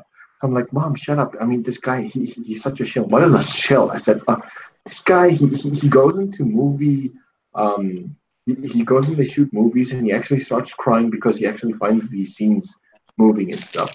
And he said, "No, my God, I don't believe that because it can't be that sensitive and movies today are so shit and stuff." So I showed her about what Kevin Smith and, the Episode 9 shoots and stuff and how he was crying. And she said, "Oh my God, it's the same person." I said, "Yeah, so stop snowflaking." "No, what is a snowflake? We're in Africa. It's hot here. There can't be snowflakes." I'm like, "Mom, get your shit together." I mean, sometimes she can be brutal, man. She can be like a general, and I'm not saying it in a bad way. I mean, my mom, she sometimes she carries both me and my dad's balls. She can be a very strong, independent, fierce woman. And there's sometimes when she snowflakes about, and I'm so glad that I'm into this community and I know all of the shill media stuff. So when she looks in the documentaries, of course, National Geographic isn't going to say that Kevin Smith is a shill, but I will. Yeah, good point. Flip, I thought you were going to run with what I pointed out about the poster about the alignment of Padme compared to everyone else and the interesting position. If you want to run with that, I think you could surmise it really well. And to reply to you about are you willing to admit Episode 9 is good if you see it, etc.? Yeah, I will totally admit it. I'm the guy that hates Ghostbusters, but I gave it a chance twice, before I said I definitively hate it. I'm always willing to check out a movie before I grade it. Sure. So myself personally, yeah, I will definitely say, hey, I'm still about the boycott because of the cultural stance of Lucasfilm, but I will totally admit it's a good movie if it is. Yeah, agreed. Of course. The idea is take care of business first, and be the critical thinker, should I say? Not critic is such an odd and bad word nowadays. Critical thinker, that's different. As far as the Padme stuff, I would defer to you, my good man, as you are the videographer on that one. And what was the other question? Sorry. Oh no, that was it. You replied to the second. So chat and panel. Essentially, go back and look at the Star Wars 2019 celebration poster. It's got 19 characters, like I said, 9 original trilogy, 5 sequel, 5 prequel. The number says something to me that they're trying to say for the fandom, that they're equally dispersing numbers-wise representation of both trilogies on the bookends of the original. But also, what's interesting, because position and size has a lot to say in these art posters for Disney, like the special editions and the prequel posters.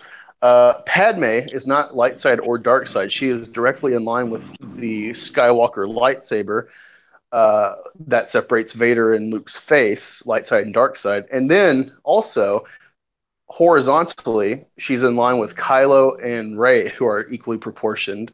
And so it seems, even though it'll definitely repeat the like incest joke of Episode 5 with Luke and Leia kissing in the later reveal, it seems that they're making the same implications potentially how I'm seeing this art, that or Rey is a Skywalker.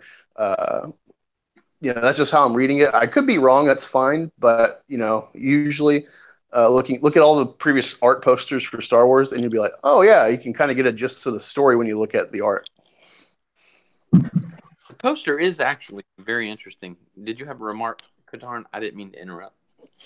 Well, I did have a remark. I saw Darth Maul and all these prequel characters. I'm like, oh my god, look who's coming around. Really, really Disney. I mean, like, if you took them 7 years ago, they'd be like, oh my god, the prequels are so evil. We don't like the prequels. Take the prequels away. Cancel the Clone Wars. Cancel the Clone Wars. I need Erza and Kanan on here. And they're going like crazy. I'm like, okay, why are you canceling the Clone Wars shit? And now the fact they're bringing like Darth Maul, which is a poster board for the prequels, I'm like, okay, what are you guys doing here? What the hell? What, why? I started asking a question. I was cautious at first. I'm like, they're bringing back Maul. They're bringing back prequel characters back in that poster, as you cannot see. And I'm like, okay, what is the goal behind this? I'm like, Lucasfilm, they're basically sucking our balls. I mean, so hard that they're going to detach it, man. I'm like, okay, you hated the prequels. You were pandering to that demographic that hated the prequels, and suddenly you're taking a complete 180 and suddenly the prequels. So is the fandom collective so strong, or is Lucasfilm indecisive? I don't know. Yeah, I agree with that. I've been asking that question myself so much lately. I feel like we are being heard. Anybody else think that we are being heard? Yeah, I think we are. I think we're being heard. It just might not be in the way that we might think. And I really do think that they're struggling. I don't think they have any really good creative ideas, and I think that's intimidating for them, and it should be. And they have so many different interests that are pushing and pulling them inside that, there's no way that it can be anything other than a jarbled mess. Yeah, like George Lucas never wanted the corporate machine to interject. He searched far and wide. He ended up with Alan. Oh God, I can't remember his last name. Alan something at 20th Century Fox at the time, and he was very adamant that he wanted things to be done his way. And so Alan, again, sorry about the last name. He, I guess, a producer. He had to be a liaison between himself, between Lucas and Fox. And you guys probably know the story. It was quite a mess and quite a frustration. And at some point, it actually went to the it actually came to the point where 20th Century said shut the production down, and Lucas just happened to have an edit, to give them, and they were like, fine, whatever, just shut the fuck up. But the corporate machine is the problem here. It literally is, because the creative mind is free to roam, and there are a lot of creatives in, God, especially Star Wars. I really hate, a lot of people that don't get attention in all this are the people who did the photography and, for lack of a better word, the cinematography. That's it. In The Last Jedi and in both films, really.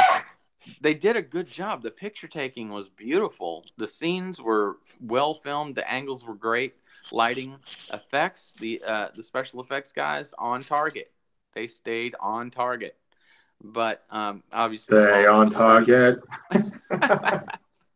Stay on target. I don't know. I just wish they. I wish they could. I wish they could have a meeting of the minds, because honestly, the creative minds are free to roam, but that corporate machine keeps coming in with their little board meetings. Okay, how is this segment of our company doing? Bill, what's going on in Star Wars today? You know, who the hell knows what jack off they got doing that?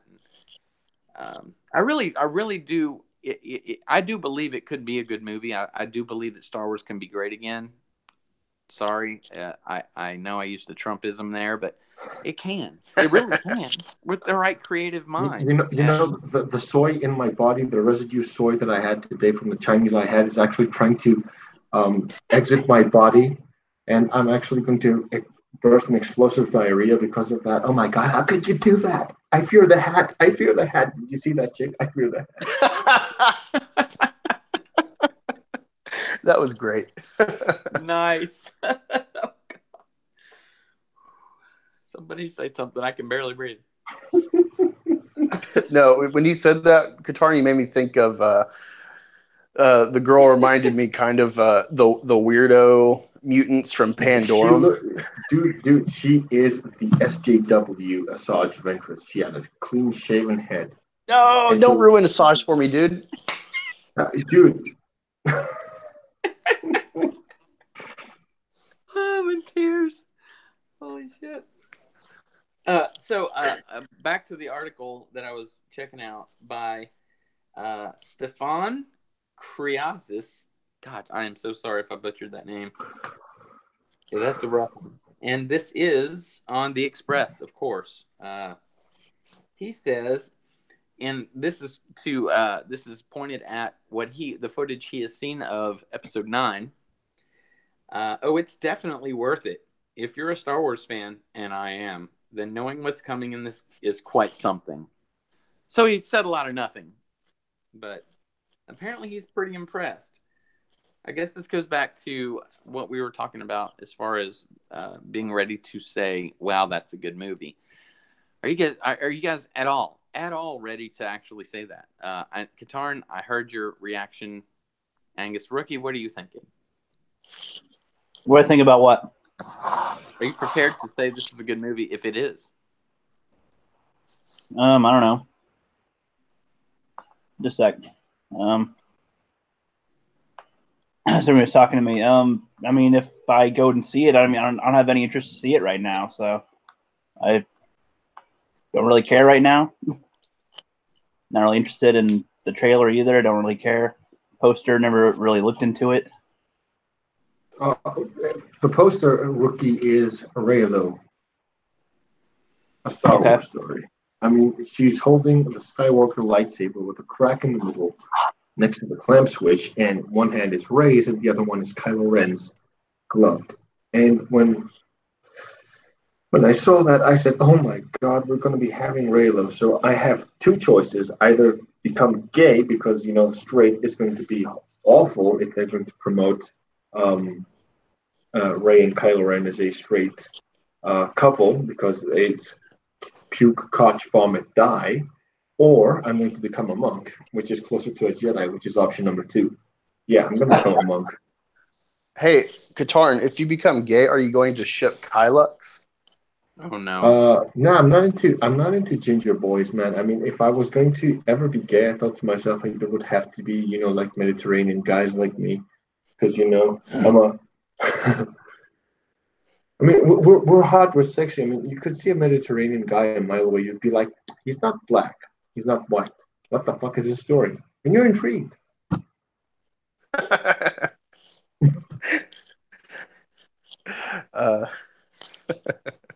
No, Rookie actually has a good point about the trailer and interest. Just think about, rewatch The Last Jedi, the trailer that came on Monday Night Football, the premiere, hey, this is The Last Jedi. We're dropping ticket sales now in October, 2 months out. And I was sold. I bought 2 days in a row for the premiere. And then you look back and you're like, oh my God, I was so fooled. And so Rookie's onto something, actually. I don't think he even has thought this through, but even if it's a stellar trailer, it's well, I've already been fooled once. Now I'm on to you, Disney. Well, and trailers are meant to trick you anyway. They're meant to show you the best of the film or to show a moment in the film in a way that could get you in, even if it doesn't happen that way in the film. They can make a moment seem like it's going to be a somber moment when it's a joke moment in the film with the trailer. They can mess with you with it. So the trailer is literally a fake one anyway for anything. So, I mean, what they show doesn't really matter. Which is a good segue into Endgame. I know we're all looking forward to that one for sure. The trailer clearly, just like previous trailers, they're probably giving us something we won't actually see. Anyone have any questions about Endgame? Yeah, No. I would like to hear Mike's take. Yeah, me too. I haven't heard anything about it, guys, so I'm the wrong one to ask. I was just going to ask you to elaborate on it, actually. Oh, wow. Well, I'll go first. I've actually heard that if Tony Stark doesn't die or Captain America, Tony Stark is going to be a Bruce Wayne to the next Nightwing, which is Spider-Man Peter Parker, and I think that would be cool. But even if Tony Stark or Captain America dies, I'd be sad. But it kind of makes sense, in a way. To elaborate on that? No, go on. Well, what I see is that Tony Stark has been through so much, and ever since Infinity War, he was trying to he lost Peter Parker. He's far away from Pepper, and I believe that through everything that he's gone through in Age of Ultron, he had this like nightmarish sequence that he saw all of the Avengers dying, and basically his horrific vision is coming true. So I guess that he would have every reason to die because his psychological impact would be devastating. He'd be like, I can't believe that my nightmare came true in the form of Thanos, and he lost Peter Parker. He's only like surrogate son, if you will, and he just lost him. He vanished. Now we know Peter Parker is coming back, but the psychological effect on Tony Stark has been in such a way that you think to yourself that okay, if he dies, okay, it makes sense. He's had an amazing journey. Same thing with Captain America. He's had an amazing journey. Okay, first movie, second movie was his best. Those two characters stayed very true to their element, to who they were as characters. Okay, they had a significant growth throughout their trilogies, and if they die, unlike Ryan Johnson, our expectations won't be subverted. It would make sense. I mean, if I see Tony Stark die, I would be sad, but like Odin sad. Like you see him die in Ragnarok, and you're like, okay, yeah, it makes sense. Same thing with Tony, and Cap. Well, it's not just that when people die in a film, it's memorable. When people actually die in a film, like when Vader dies, it's like, oh damn, he's dead. Like you can remember it more. If he lived and was living happily ever after with Luke, it'd be kind of like, I mean, okay, but wouldn't stick as hard. Same with Yoda and Obi-Wan. If they just lived, hung out, it'd be like, well, okay, so when our characters that we love die, then there's more impact. That's how I see it.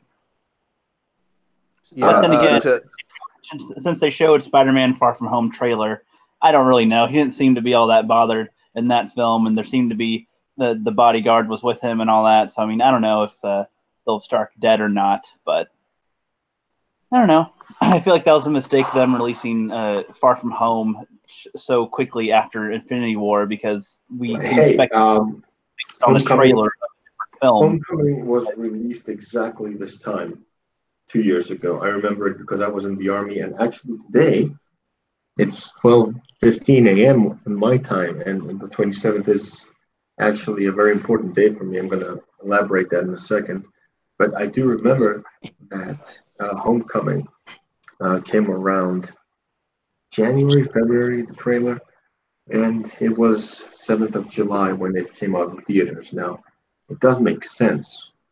They're following the same formula.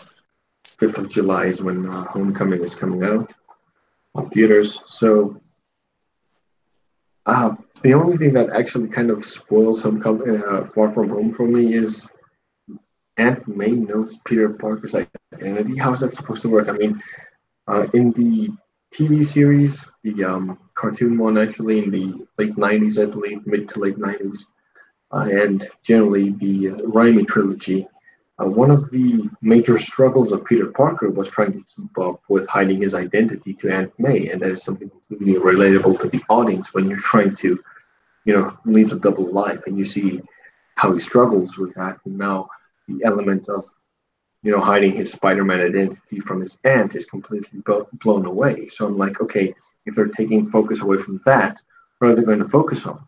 Hydro Man? Well, because they don't focus as much on the drama aspect in the MCU. They focus more on the comedic aspect, unfortunately. Unfortunately, sometimes Marvel humor isn't a good idea, folks. It worked in Ragnarok, it doesn't mean it's going to work everywhere.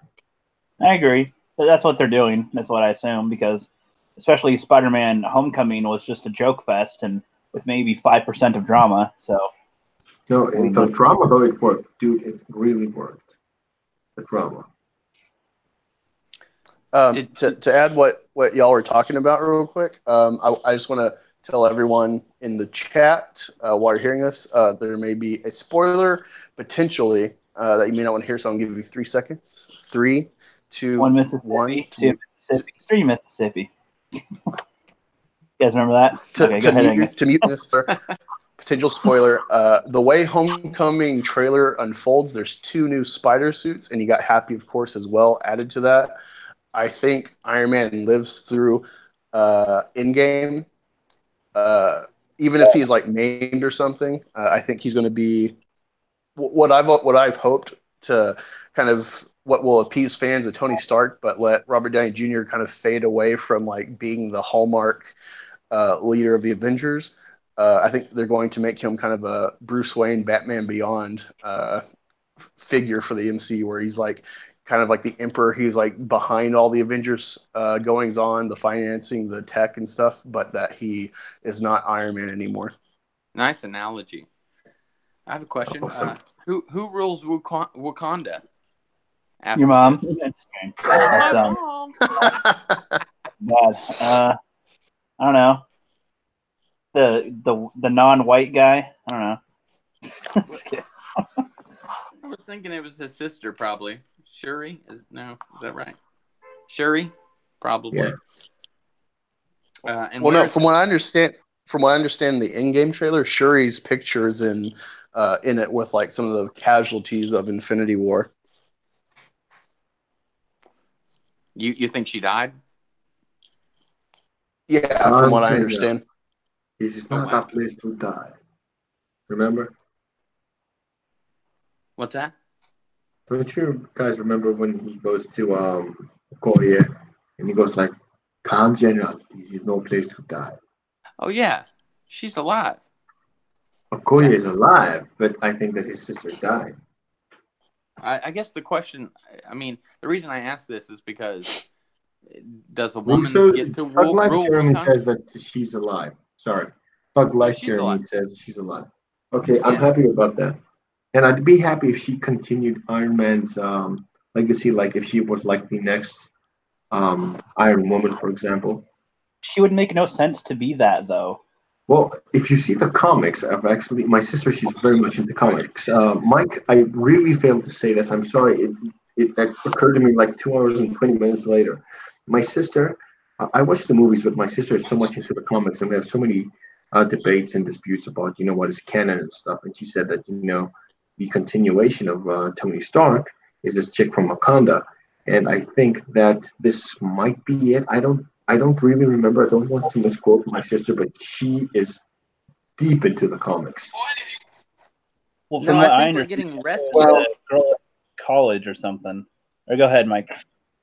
I have the original Infinity Wars in floppies here in my box, in one of my boxes, as well as a graphic novel where it's all kind of compiled into one story. So as far as what the movies are and what canon is, and it's so distorted, and the movies are so much a separate thing, and you have to understand that the more recent comics within the last, well, I don't know, let's say 6 to 8 years, Captain America, for example. This is my big collector's item. I have the most of Captain America, but it's all Dark Age and Copper Age stuff, and I just don't collect any of the new stuff. When I go to Marvel section at my comic shop, I there's nothing there that I can identify with anymore. Like, do you understand? Like, it's not. So for me, whatever it is that they're doing in the movies, and maybe that's why I didn't really understand the question you were asking. It's about movie content, because to me, I'm just glad that people are enjoying comic book related content, I guess you could say, and hopefully it makes people go and buy more books. But the story is so detached, and it's doing its own thing, and it it should. It's just it doesn't matter anymore. I don't think, really, the way books are restarted and rebooted, and this retcon this and retcon that, and it's so tiresome after a while. That's why you don't collect the series, right? Right. Well, and it's like with Shiri and Stark, she's never spoken to him.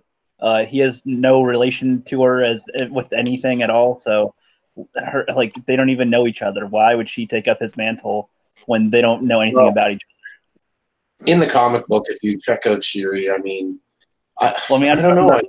He's talking about the films. Oh, I know, but they're going to base it on this, and you'll see why when you read the comic book. I mean, is she really a likable character? Really? I don't know. It's sort of the debate that's going on right now with Captain Marvel, and is Brie Larson somebody that can bring energy to a franchise that needs a lot of energy, right? Like, I don't know. Is it? I don't know. It's just strange. So we're gonna have to wait and see, I guess. But they can certainly make their stories the way that they like. It's so far detached from what I already know that it doesn't really matter to me anymore. So I just hope it's entertaining and well made, and that it brings more people up towards the medium, I guess. Yeah. I just thought it was an interesting question. I'm so very glad that you guys were talking about that, because to me it seemed like an interesting topic. Where's Hawkeye been? And I know in the comics, I believe his family dies. Is that right? Probably. Do you know about Hawkeye, Mike? No, I didn't follow any of the storyline in this. So I have like, talking about the Tony Stark thing, first of all, and does anybody not realize that Robert wants to do other things now? That this isn't necessarily anything to do with how do you craft a story into a relevant piece or something that's connected to a canon or something like that. I mean, the guy wants to go and do other things. He wants out of the franchise. That much is obvious. Chris Evans has made that much clear himself, for Captain America wise. So I don't know. I think they're trying to find exits. I don't know if it's really about trying to think things through as far as making an interesting story. I think they're just trying to figure out how to get themselves out of another mess. But for sure, Captain Marvel's going to be the new Iron Man, or leader of the Avengers. Yeah? Well, it appears that it's going to have a dominant role. I don't know. She said Thanos was puny, man.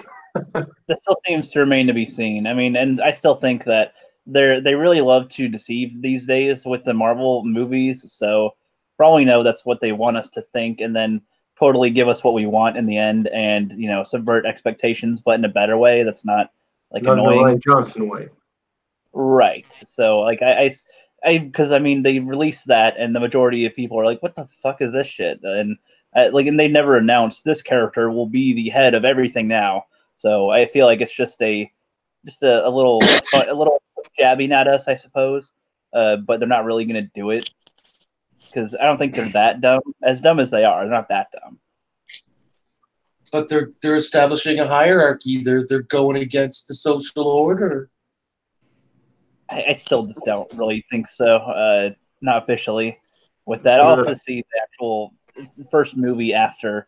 Hashtag Rookie's a white supremacist. Yeah, pretty much, I guess, if that's how you want to look at it. Oh my God, how could you? I'm going to tell this to Brian Young, and we're going to drink soy and swear against you. How could you? Totally, yeah. Oh my God, you're actually disrupting my... I feel like everybody's too worried that she's going to be the main face, and I just don't see the concern yet. I mean, however the movie does will depend, but I mean, they've pretty much done pretty well on spreading out the thing, because you could say that Iron Man's the leader, you could say Captain America is the leader, you could say Thor in his own way is kind of a leader, but you could even say Nick Fury behind the scenes is a leader. I mean, it all depends. So they can't just say she's a puppet master, my friend. If people don't buy her products at all, any of her merchandise, I think that'll be a huge, definite, showing what we think, because pretty sure a lot of people bought Iron Man stuff after that came out. I don't think that people are going to rush to the stores to buy Captain Marvel stuff, even if it's good. I doubt that she'll sell that much merchandise. That's for sure. True. Unless you guys think different. I can bring it back to to Wonder Woman, and I mean, what's her name again? Gal Gadot. Look at the special features where she's talking in any of the parts where you can see where she's on the set and she's listening to a director or assistant or whatever, giving her some kind of instructions. Look at how intently she's listening. Like, look at her focus. Like, her whole, you can tell in everything that she does in that entire film that she absolutely loves the fact that she's where she is right there and can't wait for another moment. And that's why that character is so explosive. And I don't think that people really understand what I mean. Like, is Brie Larson really the face for that, for Marvel? Like, I don't know. Like, do you understand what I mean? Yeah, absolutely. Gal Gadot works because as a character, she works because I don't know. I mean, I saw Wonder Woman and I've seen Captain Marvel trailers, and you see the fact that Wonder Woman is so relatable and so likable as a character is because she isn't, like I'm the most powerful in the DCEU right now, and she's not like I can one-shot Darkseid. I'm not like a wham and you have to respect one. And they're not promoting her like that, and fans appreciate that. I mean, can fans really bitch about the fact that we didn't have any strong women in cinema? Ripley, well, that's been Katniss. So many amazing female characters in cinema. Do they really, really have a complaint? Is this really the fact? Well, the squeaky wheel gets the green.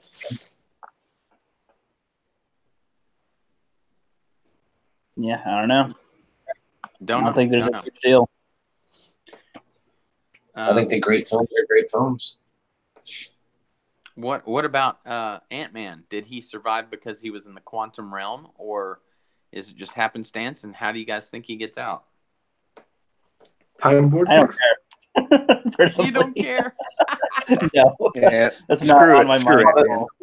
It's just, okay. The cool thing about his, they could say he was and that's how he got out. I don't care.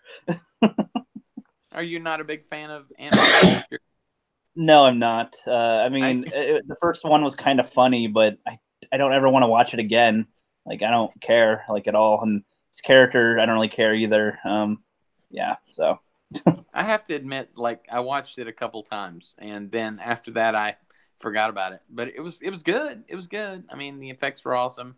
I like shrinking movies, Yeah. and time travel movies. And I know that's not a popular opinion at all. Time travel, basic consensus is it fucks you. I mean, I'll take Honey, I Shrunk the Kids over Ant-Man. So. Wow. As far as entertainment would go, but yeah. Hashtag, dude, I'll do you one better. I'll take downsizing. Downsize. The Mark Wahlberg, or is that the Matt Damon, or the Matt Damon? Face? Yeah, they look the same to me half the time. That movie was a trip until it ended up being like seriously, man. The propaganda was biting at me at the end. Like, I think when they're on the boat, and spoilers, FYI, when they're on the boat toward the end, I think I turned it off. I was like, oh God, rolling my eyes. It is a fun movie though. Up until there, they had me convinced that it was going somewhere other than global warming and catastrophe. But wow. Tell me what you liked about it, Angus. I'm sorry to switch subjects, but that's an interesting one. Oh, no. I was just saying, like, the consequence of Ant-Man, which is not there at all, and like his involvement in the universe. Like, he's just a guy who can, like, I can shrink down and fuck up your armor. I can steal this, and I can, make Thomas the Train products really big or small. You know, it's stupid. It's like besides the quantum realm crap, like there's no effect Ant-Man really has, in my opinion, on the MCU. It's just like Marvel's been lucky with them, with Ant-Man and Guardians of the Galaxy, where it's like we'll take the most obscure shit in our universe and sell it because it's tied into a bigger story.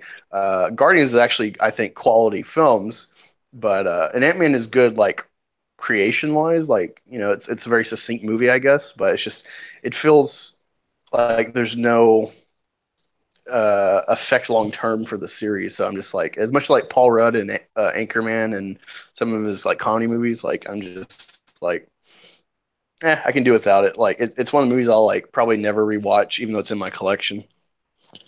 Right. James Gunn, right? Love those movies, man. Really love those movies. James Gunn directing DC. What do you think? Anybody? Well, Marvel's lost. They shouldn't have gone woke on his ass. I mean, if you dig someone's Twitter, dig Ryan Johnson's Twitter. It's a hot topic right now. Ryan Johnson has been abusive to the fans, and James Gunn just did some pedophilia jokes, and he's off the project.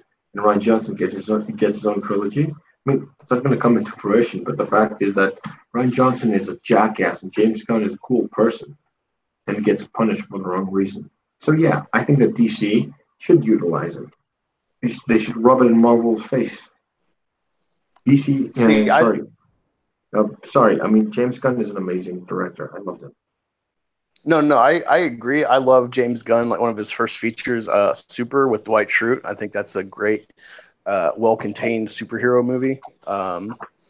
And I love his Guardians. I love his angle and stuff. And you can see his involvement in Infinity War with the Guardians. And it's fun and it's fresh.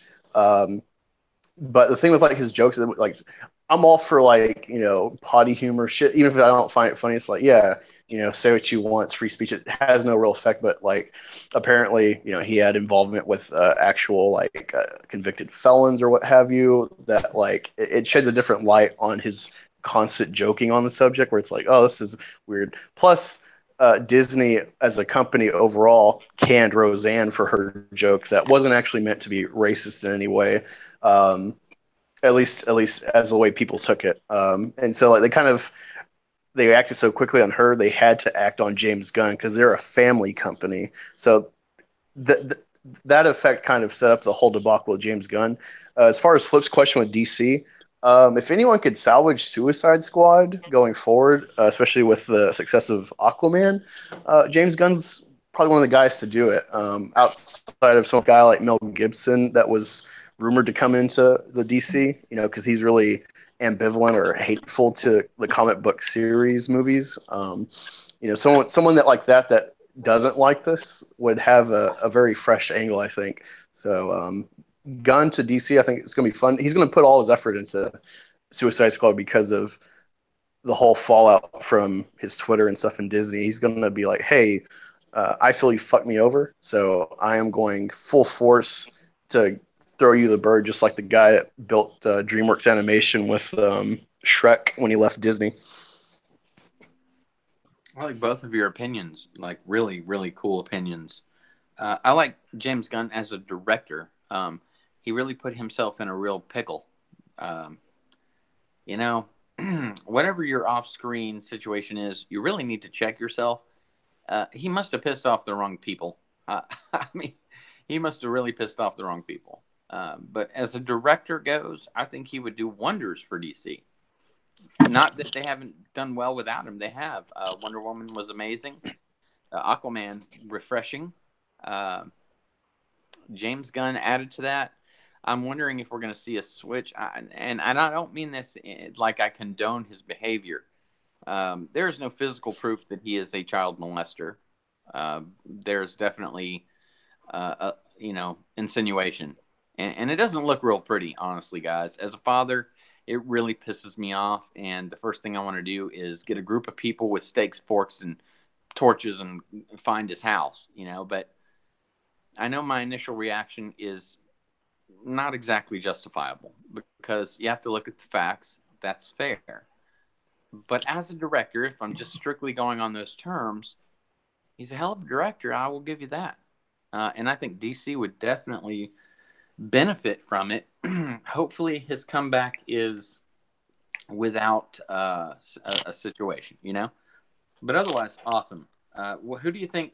What do you guys think about Guardians 3? Is it just dead in the water? Are they still making that?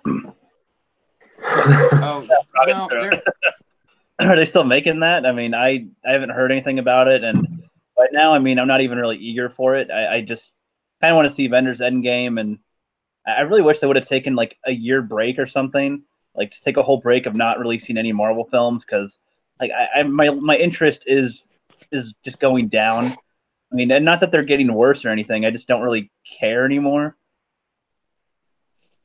You know, Yeah, so I don't know if they're doing Guardians 3. I don't really care right now. They're doing it. I have to agree, honestly. I mean, it's like, really I don't care what they do. It's just, you know, the raccoon. I mean, they can't replicate the chemistry between Thor and I don't even know his name anymore. I'm calling him Rabbit now. Rocket. Yeah, Rocket. I mean, I don't know if they can replicate that, and that was kind of the funniest thing they did in the Infinity War, as far as I could tell. But I mean, I don't know. I don't know what else they can really do with them. I don't know if it really matters anymore. The shtick, it kind of gets old with Chris Pratt and his '80s nostalgia. So I don't know.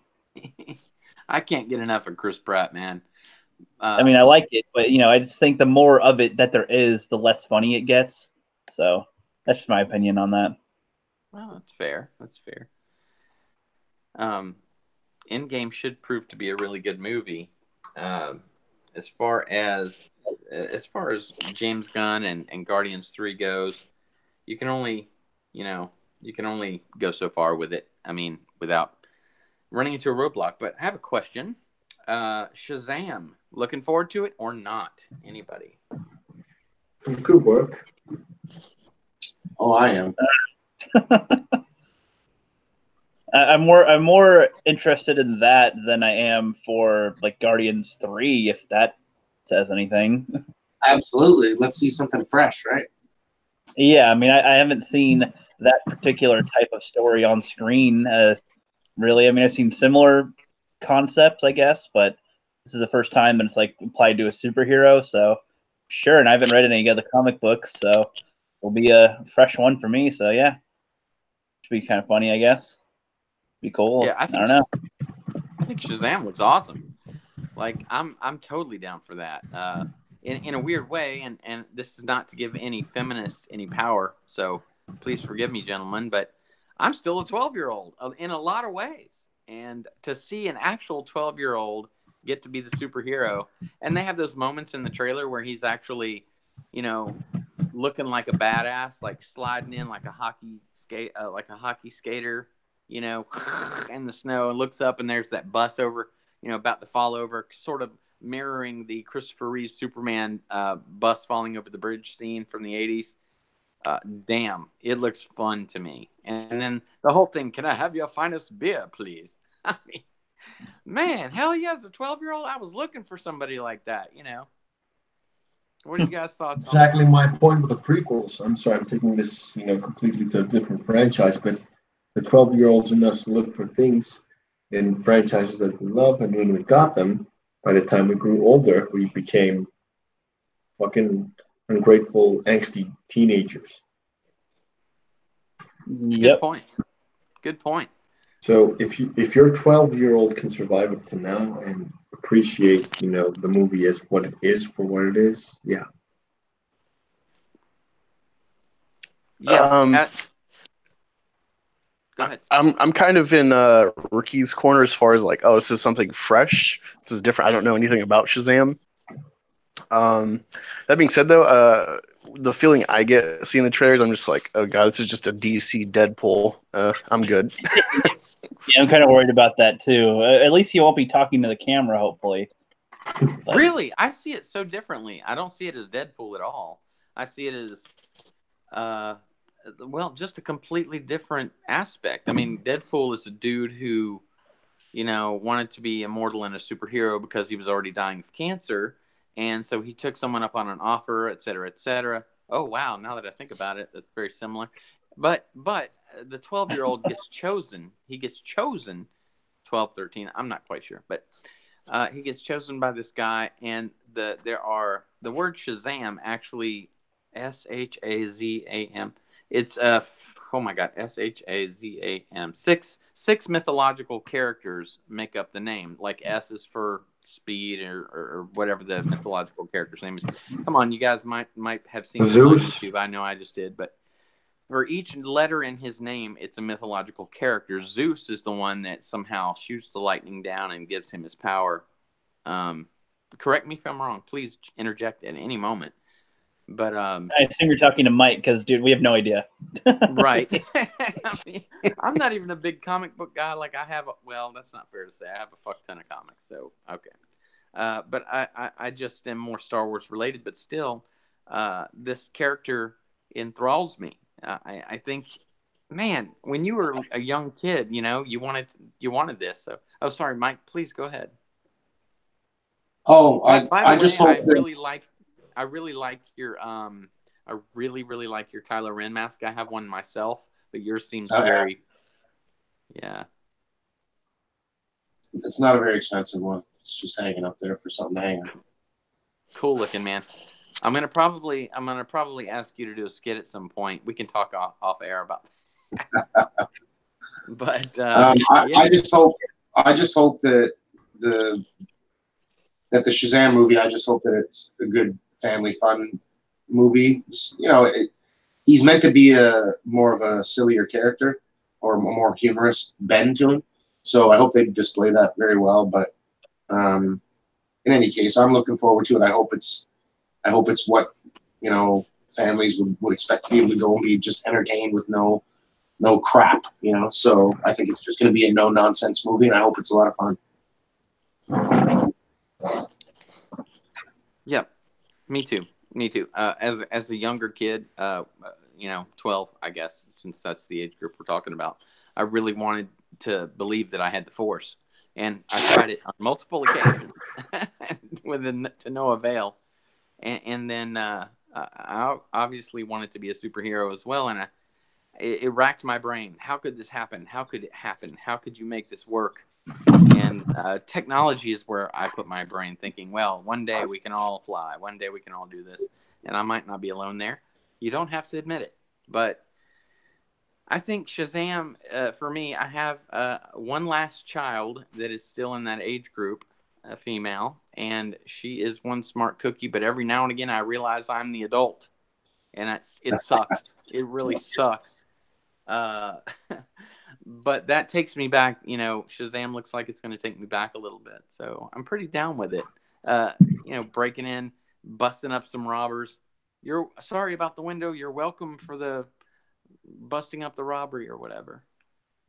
Flipp, when you said you tried to use the Force whatever multiple times as a kid, it's funny that you said that, but for some reason that brought to mind the scene in First Class where Magneto is like being tested and he can't drag the coin across, so they kill his mom, and it's so tragic. And then it's like, now he's triggered now he can summon this power. So my mind went a totally different way than the humor you were letting on. No, good. I also like in that movie. I also like when Professor Xavier and him are talking on the balcony, and he says, "You're so much more." I'm elaborating. Reach into your feelings so much. I was thinking, feel your feelings. Reach out with the Force, and then he pulls down the. Oh God, was it a windmill? Satellite dish. Satellite dish, something like that. Freaking badass moment, man. Really badass moment. Isn't there another X-Men coming out, or am I just crazy? Yeah, Dark Phoenix is going to be the end, as far as we know, for the Bryan Singer X-Men universe. Right. Oh man, X-Men 3. Whoa. But you're right, Dark Phoenix. That looks pretty good, no? Yeah, I'm down. I like the prequels that they've been doing for X-Men. Yeah, First Class was real. First Class is my top 10 favorite films, by the way. Yeah, Kevin Bacon really pulled it off. I mean, Good my old sister was bacon. watching it, and I was like, "Oh God, really? This sucks. What the hell? What do you mean?" I'm like, "Oh, really?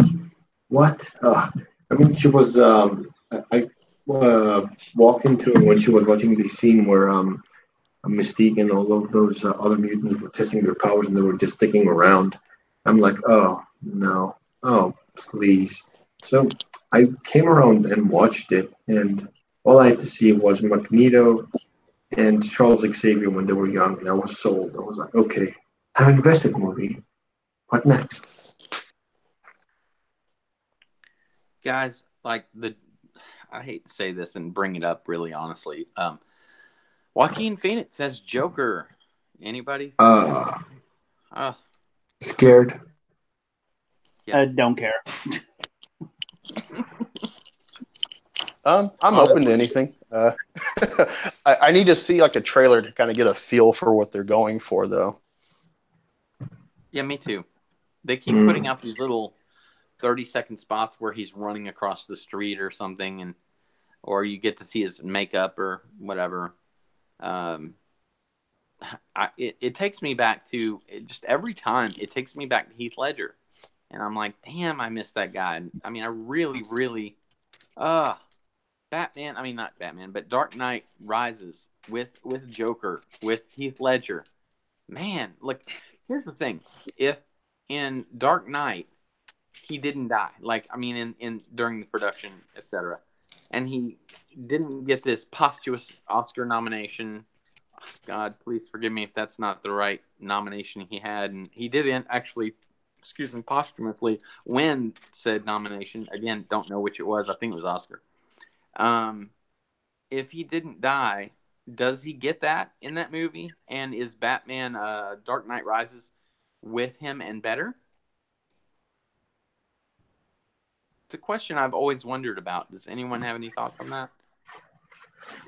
Wait, what were you saying about the Dark Knight? And Well, like if Heath Ledger doesn't die during the production of The Dark Knight, does he get nominated for that acting in The Dark Knight? And does he go on to, hypothetically, let's just go ahead and assume he goes on to, because the performance was awesome. I mean, it just was. With or without him dying, it was amazing. But the next one, maybe it has Bane, but also the Joker. I feel like the Dark Knight would be good if it was the way it was, but whether he died or not in real life wouldn't affect it as long as he's not in any more of the movies. Because if you do it too much, again, I feel like that ruins the character. So they did it just enough for one movie, and keep him in the asylum as we assume he's in or something, and just leave it at that. see, I feel if he would have lived, that he would not be the focus, but they would have like teased something where like Bane is like aware of him and kind of has like a Glass moment with the Beast, and Glass and like unleashes him for his own gain, and it'd be like oh shit, that'd be cool to see a tangent movie of just like what the fuck Joker's doing while Bane lets him loose, but honestly, that would have detracted from the whole kind of like Occupy Wall Street narrative that Nolan was critiquing in the third one. Here, I gotta go to work, guys. Okay, thanks for coming. Bye, Rookie. Yep, have a good one, guys. Later, man. I feel like Chris and his brother, who wrote Batman Dark Knight, I feel like they had intentions to have Heath Ledger in the third one, and this is why. In Dark Knight Rises, Bane breaks open the prison systems. Now, I think originally that might have been Arkham Asylum. He was, because that would have had more impact. If they were the blowing up and letting the prisoners out would have been more impactful if it were the Arkham Asylum. And I think that's where Joker would have come out. I know it's a reach, but what do you guys think? Oh, I think there's an awful lot of bad stuff in Arkham Asylum. That's true. I don't think you'd want to. I don't know. That's a big can of worms. It is. It'd be interesting. It'd be an interesting story for sure, but I just Dude, Flipp, you should do a video of this. You should do a video like a theory thing. Could feel your idea that much through though of like, hey, I could totally, this could be some clickbait for some people, and my followers actually be interested in this. So, dude, definitely like develop a general like synopsis of like what you think could have unfolded. You know what? I really appreciate that. That's not the worst idea ever, because I'm kind of at an impasse about what I want to do next, hanging and teetering on the edge of what news might come tomorrow. So we will see. I do have a surprise, and I'm not sorry. I don't mean to talk about myself, but I do have a surprising, and actually I told you a little bit about this, Angus. A surprising little thing I'm about to do with someone out there called Those Two Bald Guys. And we are going to be reviewing something very interesting, and we're going to do a 3-part thing, and it's going to take the whole year to do because we are going to produce this properly. But as far as Batman goes, and thank you for the idea, because I think I might take you up on that, honestly. Again, I am in an impasse until some Star Wars news comes out. But I think that Heath Ledger gets the nomination but doesn't win that year. I think, and I hate to say that, and I'm not trying to be a jerk. I love the man. Like, I totally, like, if I was gay, we'd be buddies. But he killed it. But you know how the Oscars are, the Academy, about comic book movies. I mean, we went through that with Black Panther recently, or are going through that currently with Black Panther. Infinity War doesn't get one, but Black Panther does. Dark Knight doesn't win, but Black Panther does. Like, I mean, obviously, I think it's clear to say that Heath Ledger would have been nominated, but I don't think he would have won. And then I think probably he would have ended up possibly, likely. I'm going to go with likely, which would be a little above 50%, maybe 60% likely, that he would have been in The Dark Knight Rises, albeit with more of a cameo appearance, with the possibility of appearing in a later movie. Chris Nolan and his brother, I cannot remember his brother's name. I know they wrote it. It's like Jay Nolan, I think. Starts with a J, I think. Okay. They are masters. Like, the DC universe was thriving at that point. What a surreal moment the first time you laid eyes on The Dark Knight. The one previous, Batman Beyond. Oh God, what's it called? Begins. Begins. Yeah, I keep wanting to say Beyond. My brain is stuck there with Terry Givens or whatever. No, Terry Givens. That's Saturday Night Fever. But yeah. Anyway, I really think they did a good job, and I think that's where it would have went. You certainly don't want to bring in, God, I'm trying to think, Batgirl. You don't want to bring in the who was the plant chick? Oh, I can't remember. Poison Ivy. Poison Ivy. Yeah. I think they were avoiding anything to do with the previous 80s and early 90s Batman stuff with what's his name? Burt, whatever. Tim Burton? Yeah, the guy. Huh? Tim Burton? Tim Burton. There you go. I almost had it. They were trying to avoid that at all costs. I loved it, man. Oh, my God. I loved those 3 movies. But I don't know. I think he wouldn't have won. You guys think he would have won anyway? And do you think having him in the 3rd one would have made a difference, or does Bane take the show anyway? I think he wouldn't. I think he would have got nominated, but he wouldn't have won. I don't think they would have paid attention for the same reason you articulated, that it's a comic book movie. Who gives a shit? And I think that would have hurt his fees, and then he wouldn't have been involved in the next one, and that's why the next one wouldn't have done as well, regardless. So. Cool. That actually means a lot to me. What do you think, Angus? Honestly, thinking about it, like, I love No Country for Old Men, and the general like philosophy of the villain in that movie really matches with Brolin's performance in Infinity War with Thanos. I love Thanos' portrayal in the movie, even though it's just like one little flake of his philosophy from the comics that I know of. I love how they spun that and didn't focus on Mistress Death. And it's making me think about it, because Josh Brolin is like the lead actor of that movie, even though we're watching it for the Avengers. he is the protagonist of the movie. And it's kind of like a Suicide Squad idea of like the hero is the antagonist for the story, even though we're there for the heroes. Um, and thinking about that, it's like, wow, the emotion conveyed by Thanos through CGI, like that should get a visual effect nomination that Oh it yeah. hasn't, and it should get a Best Actor or Supporting Actor nomination, in my opinion. Like really thinking about it, because if he didn't work portrayal wise, there wouldn't have been like I wouldn't have seen the movie 4 times if I didn't buy Thanos. Hell yeah. No, I've been twice, but I have the ability to watch movies in a different way also. I'm not going to get into that because I could be arrested. But, yeah, agreed, man. Thanos was, I mean, come on. Look, Black Panther was a great movie. It really was. Had its plot holes. Enjoyable to watch. I'm not sure about an Oscar nomination. But, you know, whatever. I mean, I am so tired of talking about politics in our entertainment. Like, it just sickens me. But you're right, man. If any movie, at least for supporting actor, I believe you're right. And I did see No Country for Old Men. Holy crap, Batman! What a great movie.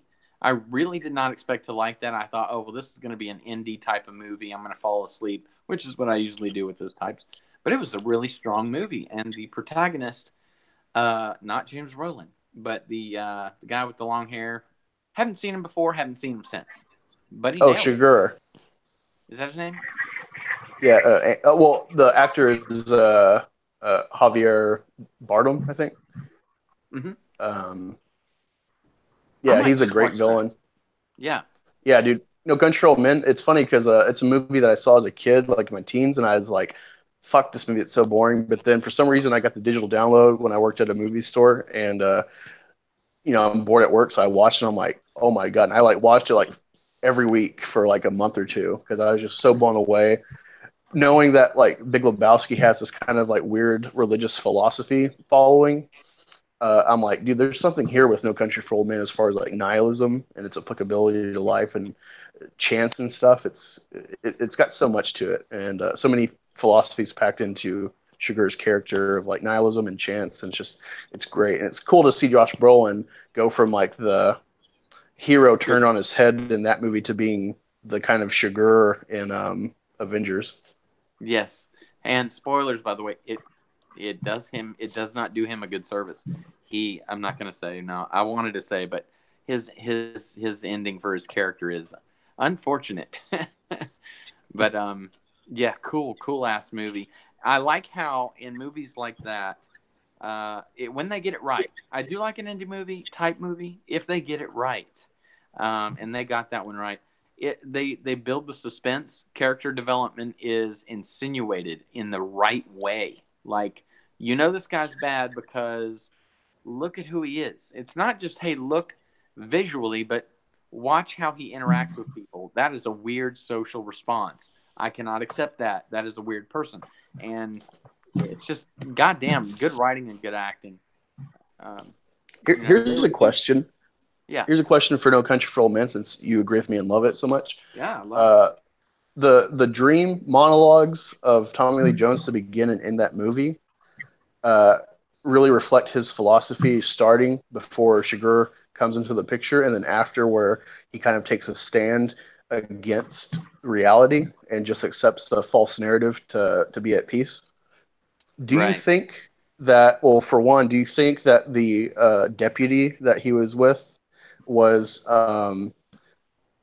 not real? That's just like a younger version of himself that he's imagining, the naive self or whatever? And also, do you think that the actual movie was a Tommy Lee Jones dream? Huh. Wow. Well, I think one goes to the other. The first question, if it's true, then the second one's true. I mean, as far as Tommy Lee Jones putting himself in that person, of course, as a mentor, let's say it's not a dream. You know, yeah, as a mentor, you tend to do that. Like with my own son, I see myself in him, and I try to, fix the wrongs and, help him avoid the strife that I endured. Man, I gotta say that's a really good question. Really cool. Yeah, I think if you want to look at it that way, why not? Like, he could definitely be the embodiment of his own younger self. And then in the end, obviously, if it is a dream, which is interpretive, sure, absolutely, it could be. I like it. Yeah, good question, man. Good question. So, are you still there, Katarn? Definitely. I pay attention to everything while I meditate. Are you meditating? We were talking about the prequels earlier, and I really, Entertainment Hacker just recently put out a couple of prequel videos. Do check them out. He's a really good guy, and I really enjoyed his videos. But talking about the prequels, Anakin in the first one, clearly not the same Anakin in the second one. We already know this. But what are some of your favorite spots in Episode 1, The Phantom Menace? Angus? Or how about Katarn? Episode 1, my favorite spot? Yes. Well, I guess one of my favorite spots in Episode 1 would have to be the interaction between Qui-Gon and Anakin or Obi-Wan. Qui-Gon was this maverick Jedi Master, and according to my fan fiction, one of the Jedi that I'm trying to write is based somewhat on Qui-Gon Jinn, because you're always going to have a maverick in every kind of establishment, and Qui-Gon Jinn worked so well. And the fact that there is so much tie-in material, especially the new comics Era of Republic, I don't know if I'm getting it right, Age or Era of Republic. Anyway, so the fact that this is canon right now makes me hopeful for Qui-Gon's character. He was an amazing character, and he was my favorite moments in the film. He was very wise and sophisticated, held back, and he was in reserve. And I really, really appreciated that Liam Neeson could flesh him out. I don't think he would have been the same. The fact that he came to reprise his role, even his voice in the Clone Wars series, deepens Qui-Gon even more as a character for me. So that's Episode 1. Yeah, and actually, he went on. Gosh, I don't remember what award show it was. I want to say that it was. And forgive me, I'm out of breath. This new vape is like whoa powerful. But he went on an award show. Him and Sam Jackson both did a video address, I guess, statement to the audience that they were still. I think this was just about right before The Force Awakens came out. That they were still interested in reprising their roles, and I really did. I agree with you. I really agree that Qui-Gon Jinn was a really good character, and without Liam Neeson, it wouldn't have been the same. I keep going back to this one spot because this is the Podrace After Party, so I keep looking for art so that I can make an ad or just some cool picture that has to do with it. So earlier today and yesterday, actually, I was looking for a picture that had Qui-Gon and Watto, where he says, "When you bet, my tricks don't work on me, only money." Yeah, and he's like something. It wasn't a fair bet, and he says, "Perhaps the Hutts will be able to." Yeah. And perhaps the Hutts will be able to help us decide. And he's like, "Take him." And I was looking for a really good picture. You can search on the net. That's a real hard picture to find. I never found it, so I don't know. But I like Flipp, as well. What you can do is find clips on YouTube and then screenshot and just kind of edit it down to get rid of any of the extra title or play buttons on the screen. Yeah, that's a cool idea. And I thought about just finding the clip too. I was in a bumpy car with a real tight ride, if you know what I mean. So I was like, I lost interest in trying to find it, but that's a real good idea. I kind of thought about that. What'd you think, Angus? What was your favorite part about episode 1? Well, Darth Maul is my guy, so of course the fight scene. And funny thing about that, so just give a kind of a background. So I wasn't raised with classics or anything, so a lot of classes I come into are like fresh for me. I might know about the esteem they have, but I don't, know a lot of them until I finally see them as an adult. Same thing with Star Wars. Episode 1 is my first Star Wars, even though my mom's boyfriend at the time, him and his son had like the only movies they watched were Titanic and the original Star Wars trilogy leading up to episode 1. And then they got me excited and I saw the trailer and that looked awesome. So I was down, but we saw it at night and I was like 7 or 8. So I actually fell asleep like right before the fight. So I had to wait like almost a whole year for the VHS release to see Darth Maul fight. And then it's like, he dies. But I still loved it, because I get, the good guys are supposed to win. And Yeah, man. Wow. So I love Darth Maul. Rewatching it as an adult and like realizing the kind of rhyme and melody of the whole series, you see flecks of like, oh, well, this is kind of like episode 4 and episode 6's, Death Star fights. The circles within circles idea of the prequels and stuff.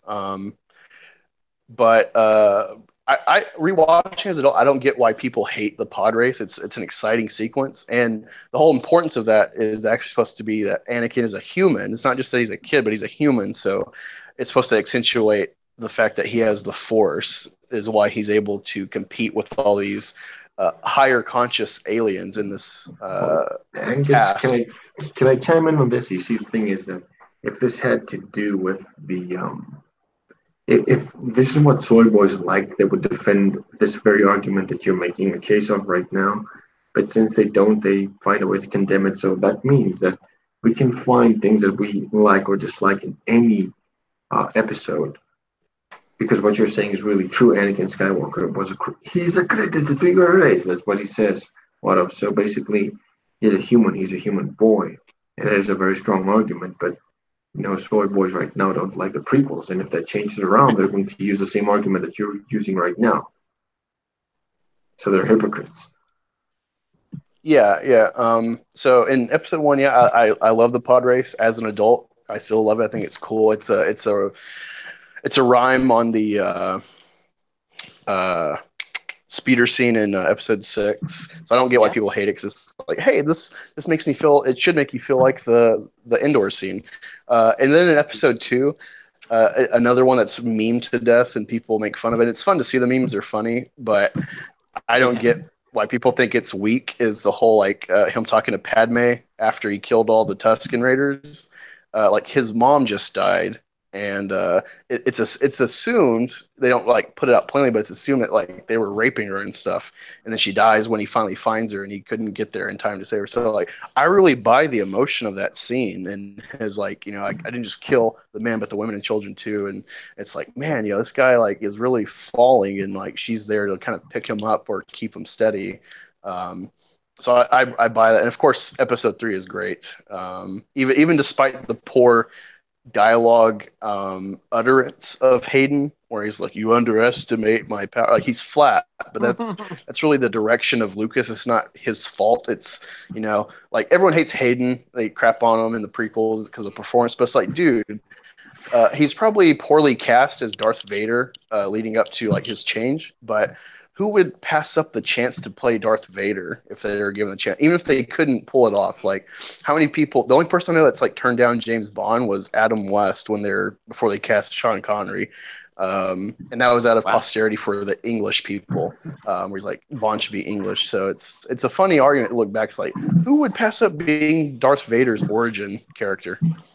Yeah, I didn't know that. That's really interesting. Do you know who else was in contention to be Anakin Skywalker? Leonardo DiCaprio. Oh, that would have been great.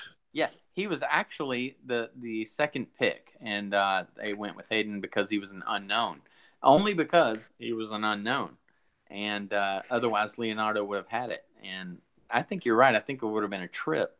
I don't know. Actually, DiCaprio might have disappointed though, because he's really good at like odd movies like Inception most of his background in film, besides a few like Gilbert Grape and stuff, is like period piece performance, kind of like Tom Hanks.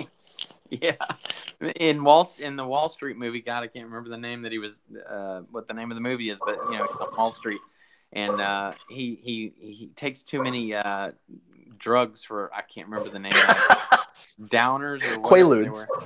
Quaaludes. He's trying to get to his Lamborghini and he's crawling and shit. That's awesome. He's a good actor, man. He really is. Not down with his with the whole global warming thing. But whatever. It don't matter. He's good. Hey, Mike, what did you think? Oh, sorry.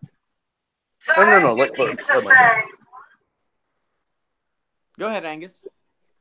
Oh, I was just gonna say that even though I love The Revenant, and I actually, I'm aware it's a quote unquote boring movie, but when I was doing a paper for school, I thought like, oh, I'll put this in the background because it's quiet and stuff. But then it's actually really action packed and it's really distracting. But I feel, as good as that movie is, that it was the Oscars just throwing him a bone for always dissing him previously for the Oscar noms. Yeah, true. Yep, agreed. Revenant was awesome. I won't say anything else. Like, it's just a great movie. So. Well, what were you saying, Mike? Do you have any? Mike was lost. I'm sorry, Mike. You were lost. When you guys were asking about favorite parts of episode 1, I have to agree with the pod race as well.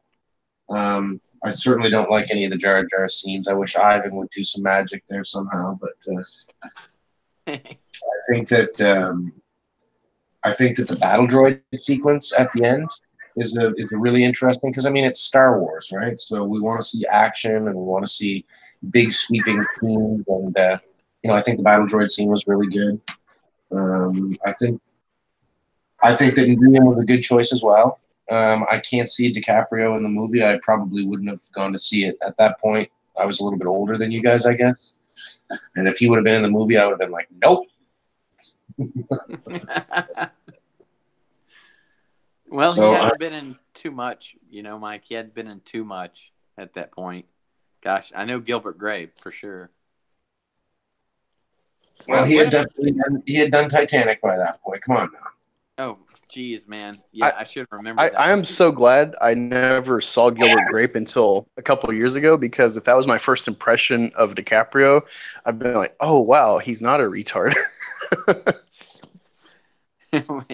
He climbs that tower in Gilbert Grape. I'm just, right before he does, he's rubbing his nose. I know. He's so convincing. I probably should do some Tropic Thunder joke there, but I'm out. Never go full retard though. What was your favorite part, Mike? Like I said, I like the fact that when we were in the theater again on the big screen, we could see these big, giant worlds and these big sweeping shots. For me, it was because, like I said, some of the content was irritating, but the backgrounds for everything and the music, I love the soundtracks for all of them. Did really, really great work on all of that stuff. So for me, it was just the fact that you were sitting in the Star Wars universe again, and I don't know. Like I said, the pod race was what it was intended for. Like you said, was to remind us of Endor, and it was very exciting. And it got video game sales and all that sort of thing going again as well, right? So it did. I really liked the beginning of the movie, guys. I hadn't seen Star Wars on the big screen since I had been 10 years old.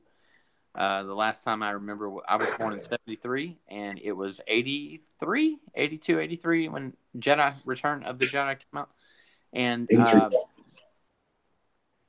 I just was like, wow, I get to see a Star Wars movie. Had my popcorn, my Coke, my girlfriend next to me, and we were ready.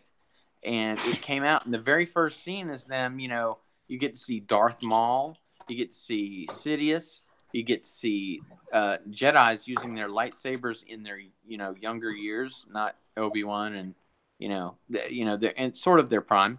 And you got to see a force power, which was force speed. I was like, dude, that's cool. I really, really got into it. Of course, Jar Jar really took you out of it. But I mean, what are you going to do? But it was really cool, though.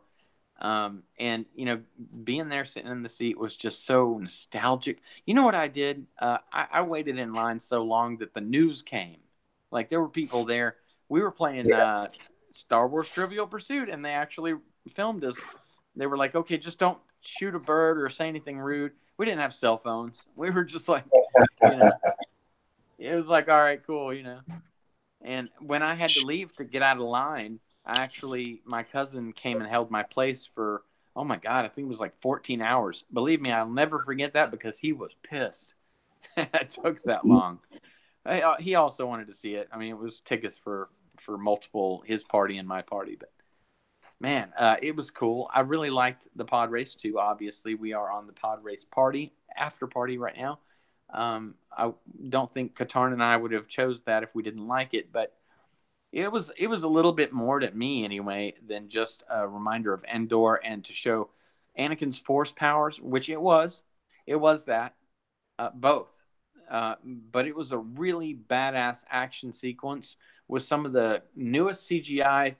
And when you see Return of the Jedi, when you're 10, 12 years old, whatever, it's like, oh my God, how'd they do that? I don't care. It's awesome. But when you are a little bit older and things have changed just a little bit, your expectation level comes with it, even in the disbelief position. And so when I saw it, I was just really psyched about the speed, the way it looked, and the aliens were fine. The only thing, obviously, Jar Jar didn't dig it. But that aside, I also liked Qui-Gon very much. So, Katarn, are you still there? Of course I am. Any opinions on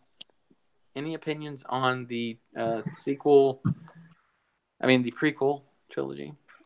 Prequel trilogy. Well, guys, it deserves more credit. Okay, it could have been done better, but let's not forget the fact that George Lucas was surrounded by a bunch of yes men, and his creative decisions were basically agreed to by some people that did not. They weren't Gary Kurtz, they weren't Irvin Kershner that actually took initiatives like they did in the original trilogy. So basically, George Lucas was free to operate, and sometimes that's not the best thing for your work of art. Now, if he was surrounded by someone more experienced, because George Lucas initially didn't want to completely be involved with almost everything. He had to do the budget, he had to do the marketing, he was in everything. And if he had compartmentalized the prequel trilogy and the projects and the sections that needed to be and had the right people, I think it could have been a much better production, you know. And Yep. Still, the story, it's very well said.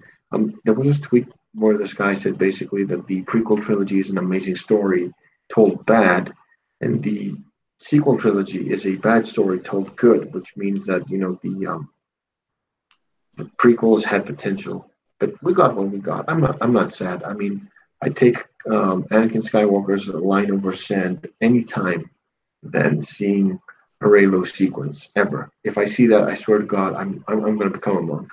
You know. Forget the past. Kill it if you have to. Yeah, it's this other guy said, okay, you know, in the original trilogy, they killed off some of the prequel trilogy characters, and I said, yeah, because it's basically talking about a past story. There's a difference between a prequel and a sequel.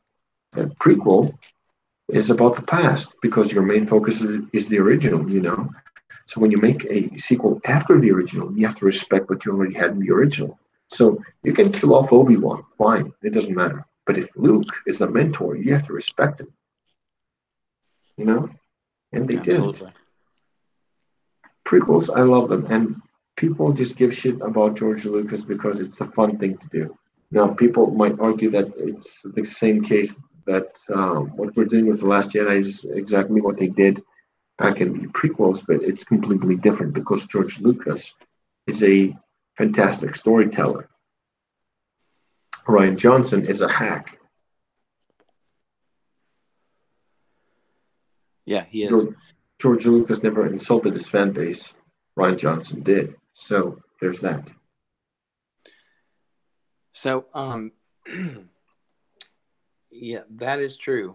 We're closing in on 6:20. Are you guys want to continue on, or you want to wrap it up? And if so, I have a good closing question. Sure, go ahead. Okay. So, yeah, I was wondering if each one of you could give us a suggestion, a movie suggestion, or a TV series or comic, whatever it may be, that we should check out. I would love to hear from each one of you, and I would love to watch. Like I watched Bird Box last night, by the way. Man, I've got mixed feelings about that. Don't know if you guys have seen it, but I would suggest you putting your eyes and ears on it and checking it out so we can have a really civil discussion about what the hell just happened to my person. It was a little shocking. So, so my suggestion is Bird Box. Anybody else have suggestions?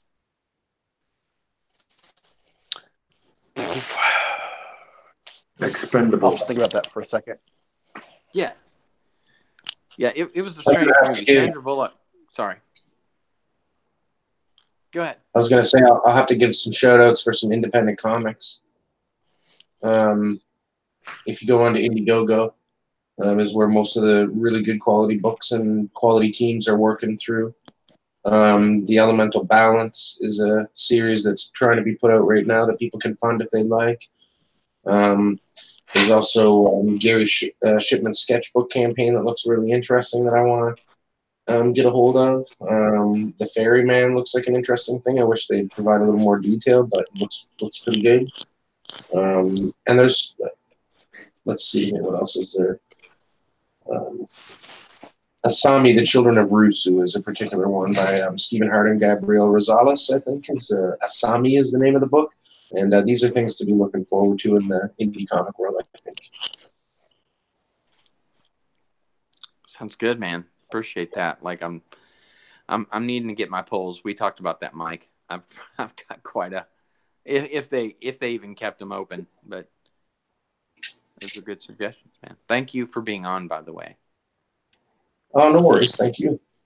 Yeah, thanks, Mike. You're a good asset to the panel. We really Thank you very appreciate much. your time. No worries. Thank you for having me on, guys. I appreciate it. Heck yeah.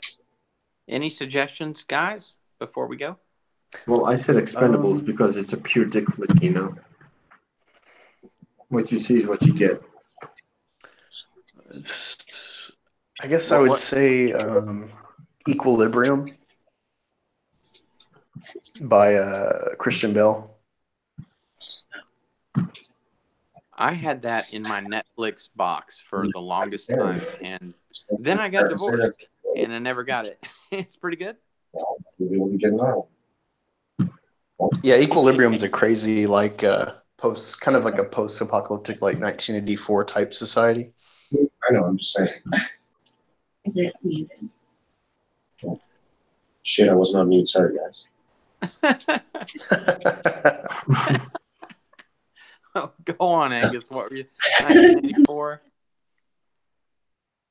Oh yeah, I was just saying it's really cool. It's this weird kind of future, like I think it came out a couple years after Matrix, so it's got like a weird style to it with this like crazy gun fu shit that Christian Bale does. But it's like a really weird, cool society where like color and art and like thought are essentially forbidden, and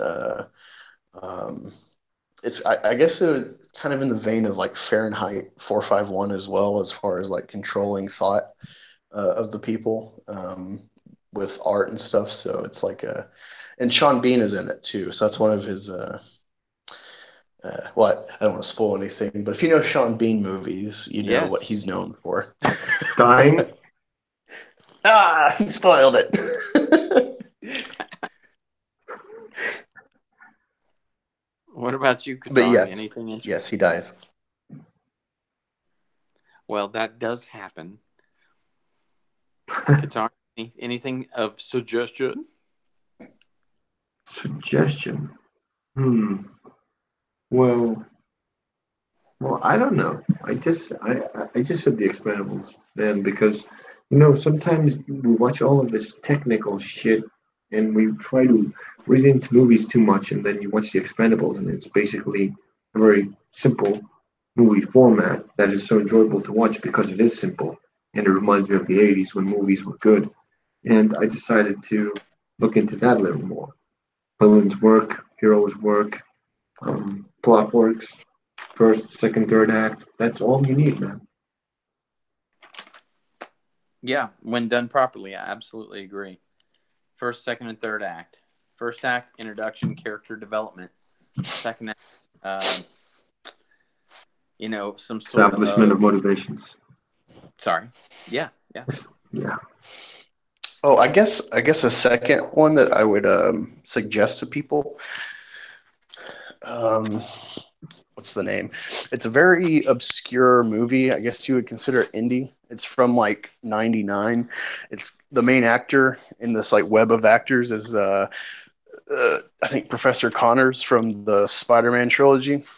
And I don't want to get in detail because I don't want like people to misconstrue why I'm shilling this movie, but it's a very dark subject matter content. It's not like a explicit depiction if you look into the synopsis, but it's a movie called Happiness.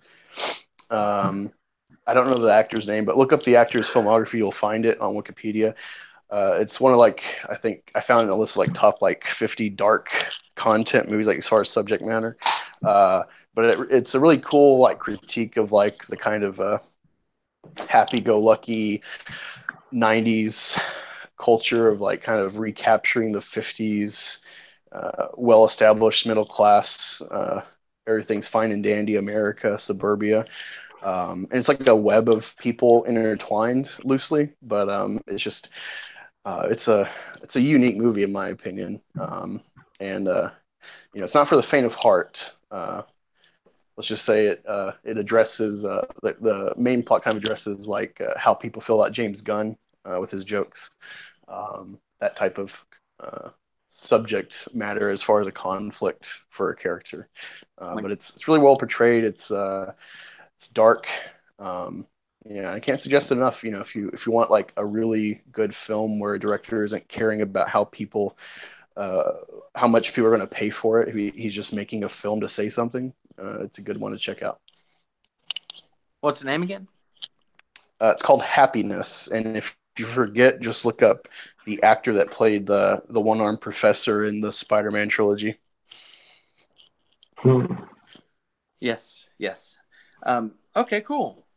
Did we miss anybody? Nope. Okay. Oh, Google's responding. My bad. Shut up, Google. I don't know why that bitch talks to me. Dude, I mean, oh my god! The other night, I was laying in bed. It was 3 a.m, and all of a sudden, I was watching some people doing yoga or something, and I know that possibly, it could have activated because of what was on the TV, "Hey Google" or "Hey Booble," sometimes activates it. I was looking to see if that happened. And anyway, so I was like, all right, well, whatever, this yoga stuff. And I got up and I walked over to the TV to turn it off because I don't know where the hell my remote went. But I walked over to it, and all of a sudden the thing said, yes, as far as your position is concerned, I would watch out. Ah, man, that freaked me out. I'm not really sure why Google would say that about a yoga thing, and I'm not sure why it would say anything at all. I got to tell you, man, I don't know what to think about these "Hey Googles" and all that, but they freak me out. Siri and all that. But it was creepy. She's talking to me now as I speak. Okay, so I do want to say a couple more. Breaking Bad, if you haven't seen it, see it. The Dark Knight, see it. Hateful Eight, see it. Pulp Fiction, Star Wars, obviously. Indiana Jones, Reservoir Dogs, Kill Bill, and Scarface. Please check them out. Say hello to my little friend. What? Say hello to my little friend. Yes. Man, he had a mound of coke there, that's for sure. I'd do the same. Be tough to take me down if I had much coke. If I was looking at that sort of firefight, fuck it. I'm dead anyway. Well, cool, man. Well, Mike. Go ahead. Mike? Oh, I was just going to say thank you very much for having me on, guys, and I hope you guys have a pleasant evening. Awesome.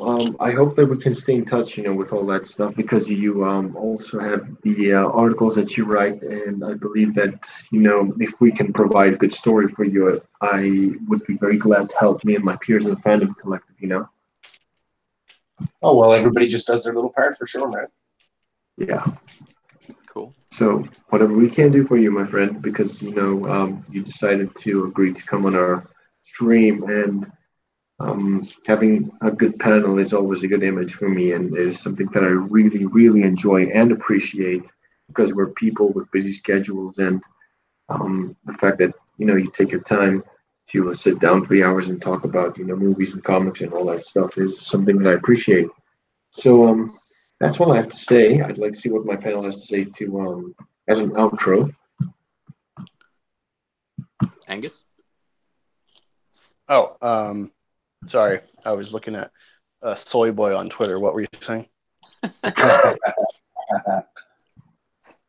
Which Your one? outro, sir. Oh, yeah, I'm Black Angus. I cover film philosophy in the NFL. I like to do a lot of funny intros. If you like EVS style humor, I'm trying to channel that and kind of come into my own comedic abilities with that. And I like to say real stuff to critique shit, especially in light of the Black Panther nomination. Check out my Black Panther video as I fully eviscerate that fucking movie and plot and character. He's not a hero for us Black people.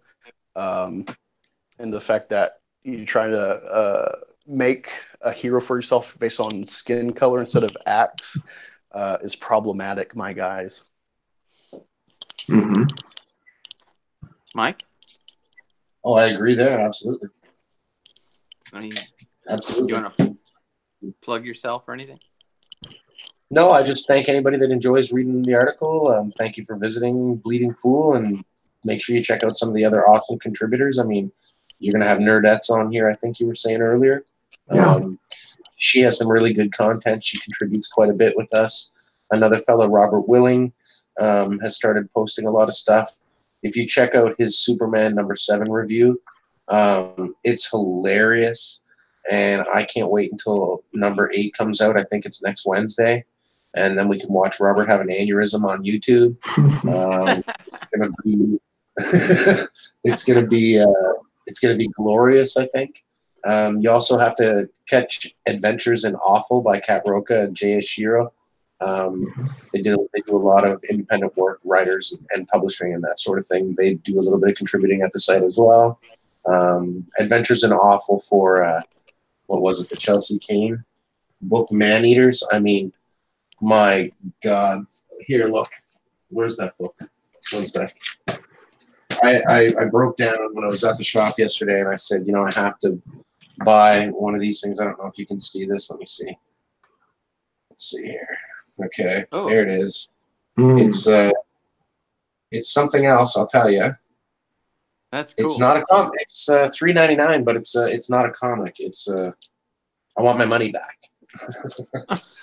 So she's doing a series where she's reviewed all of these books. I can't wait till she gets to this one to hear what she has to say.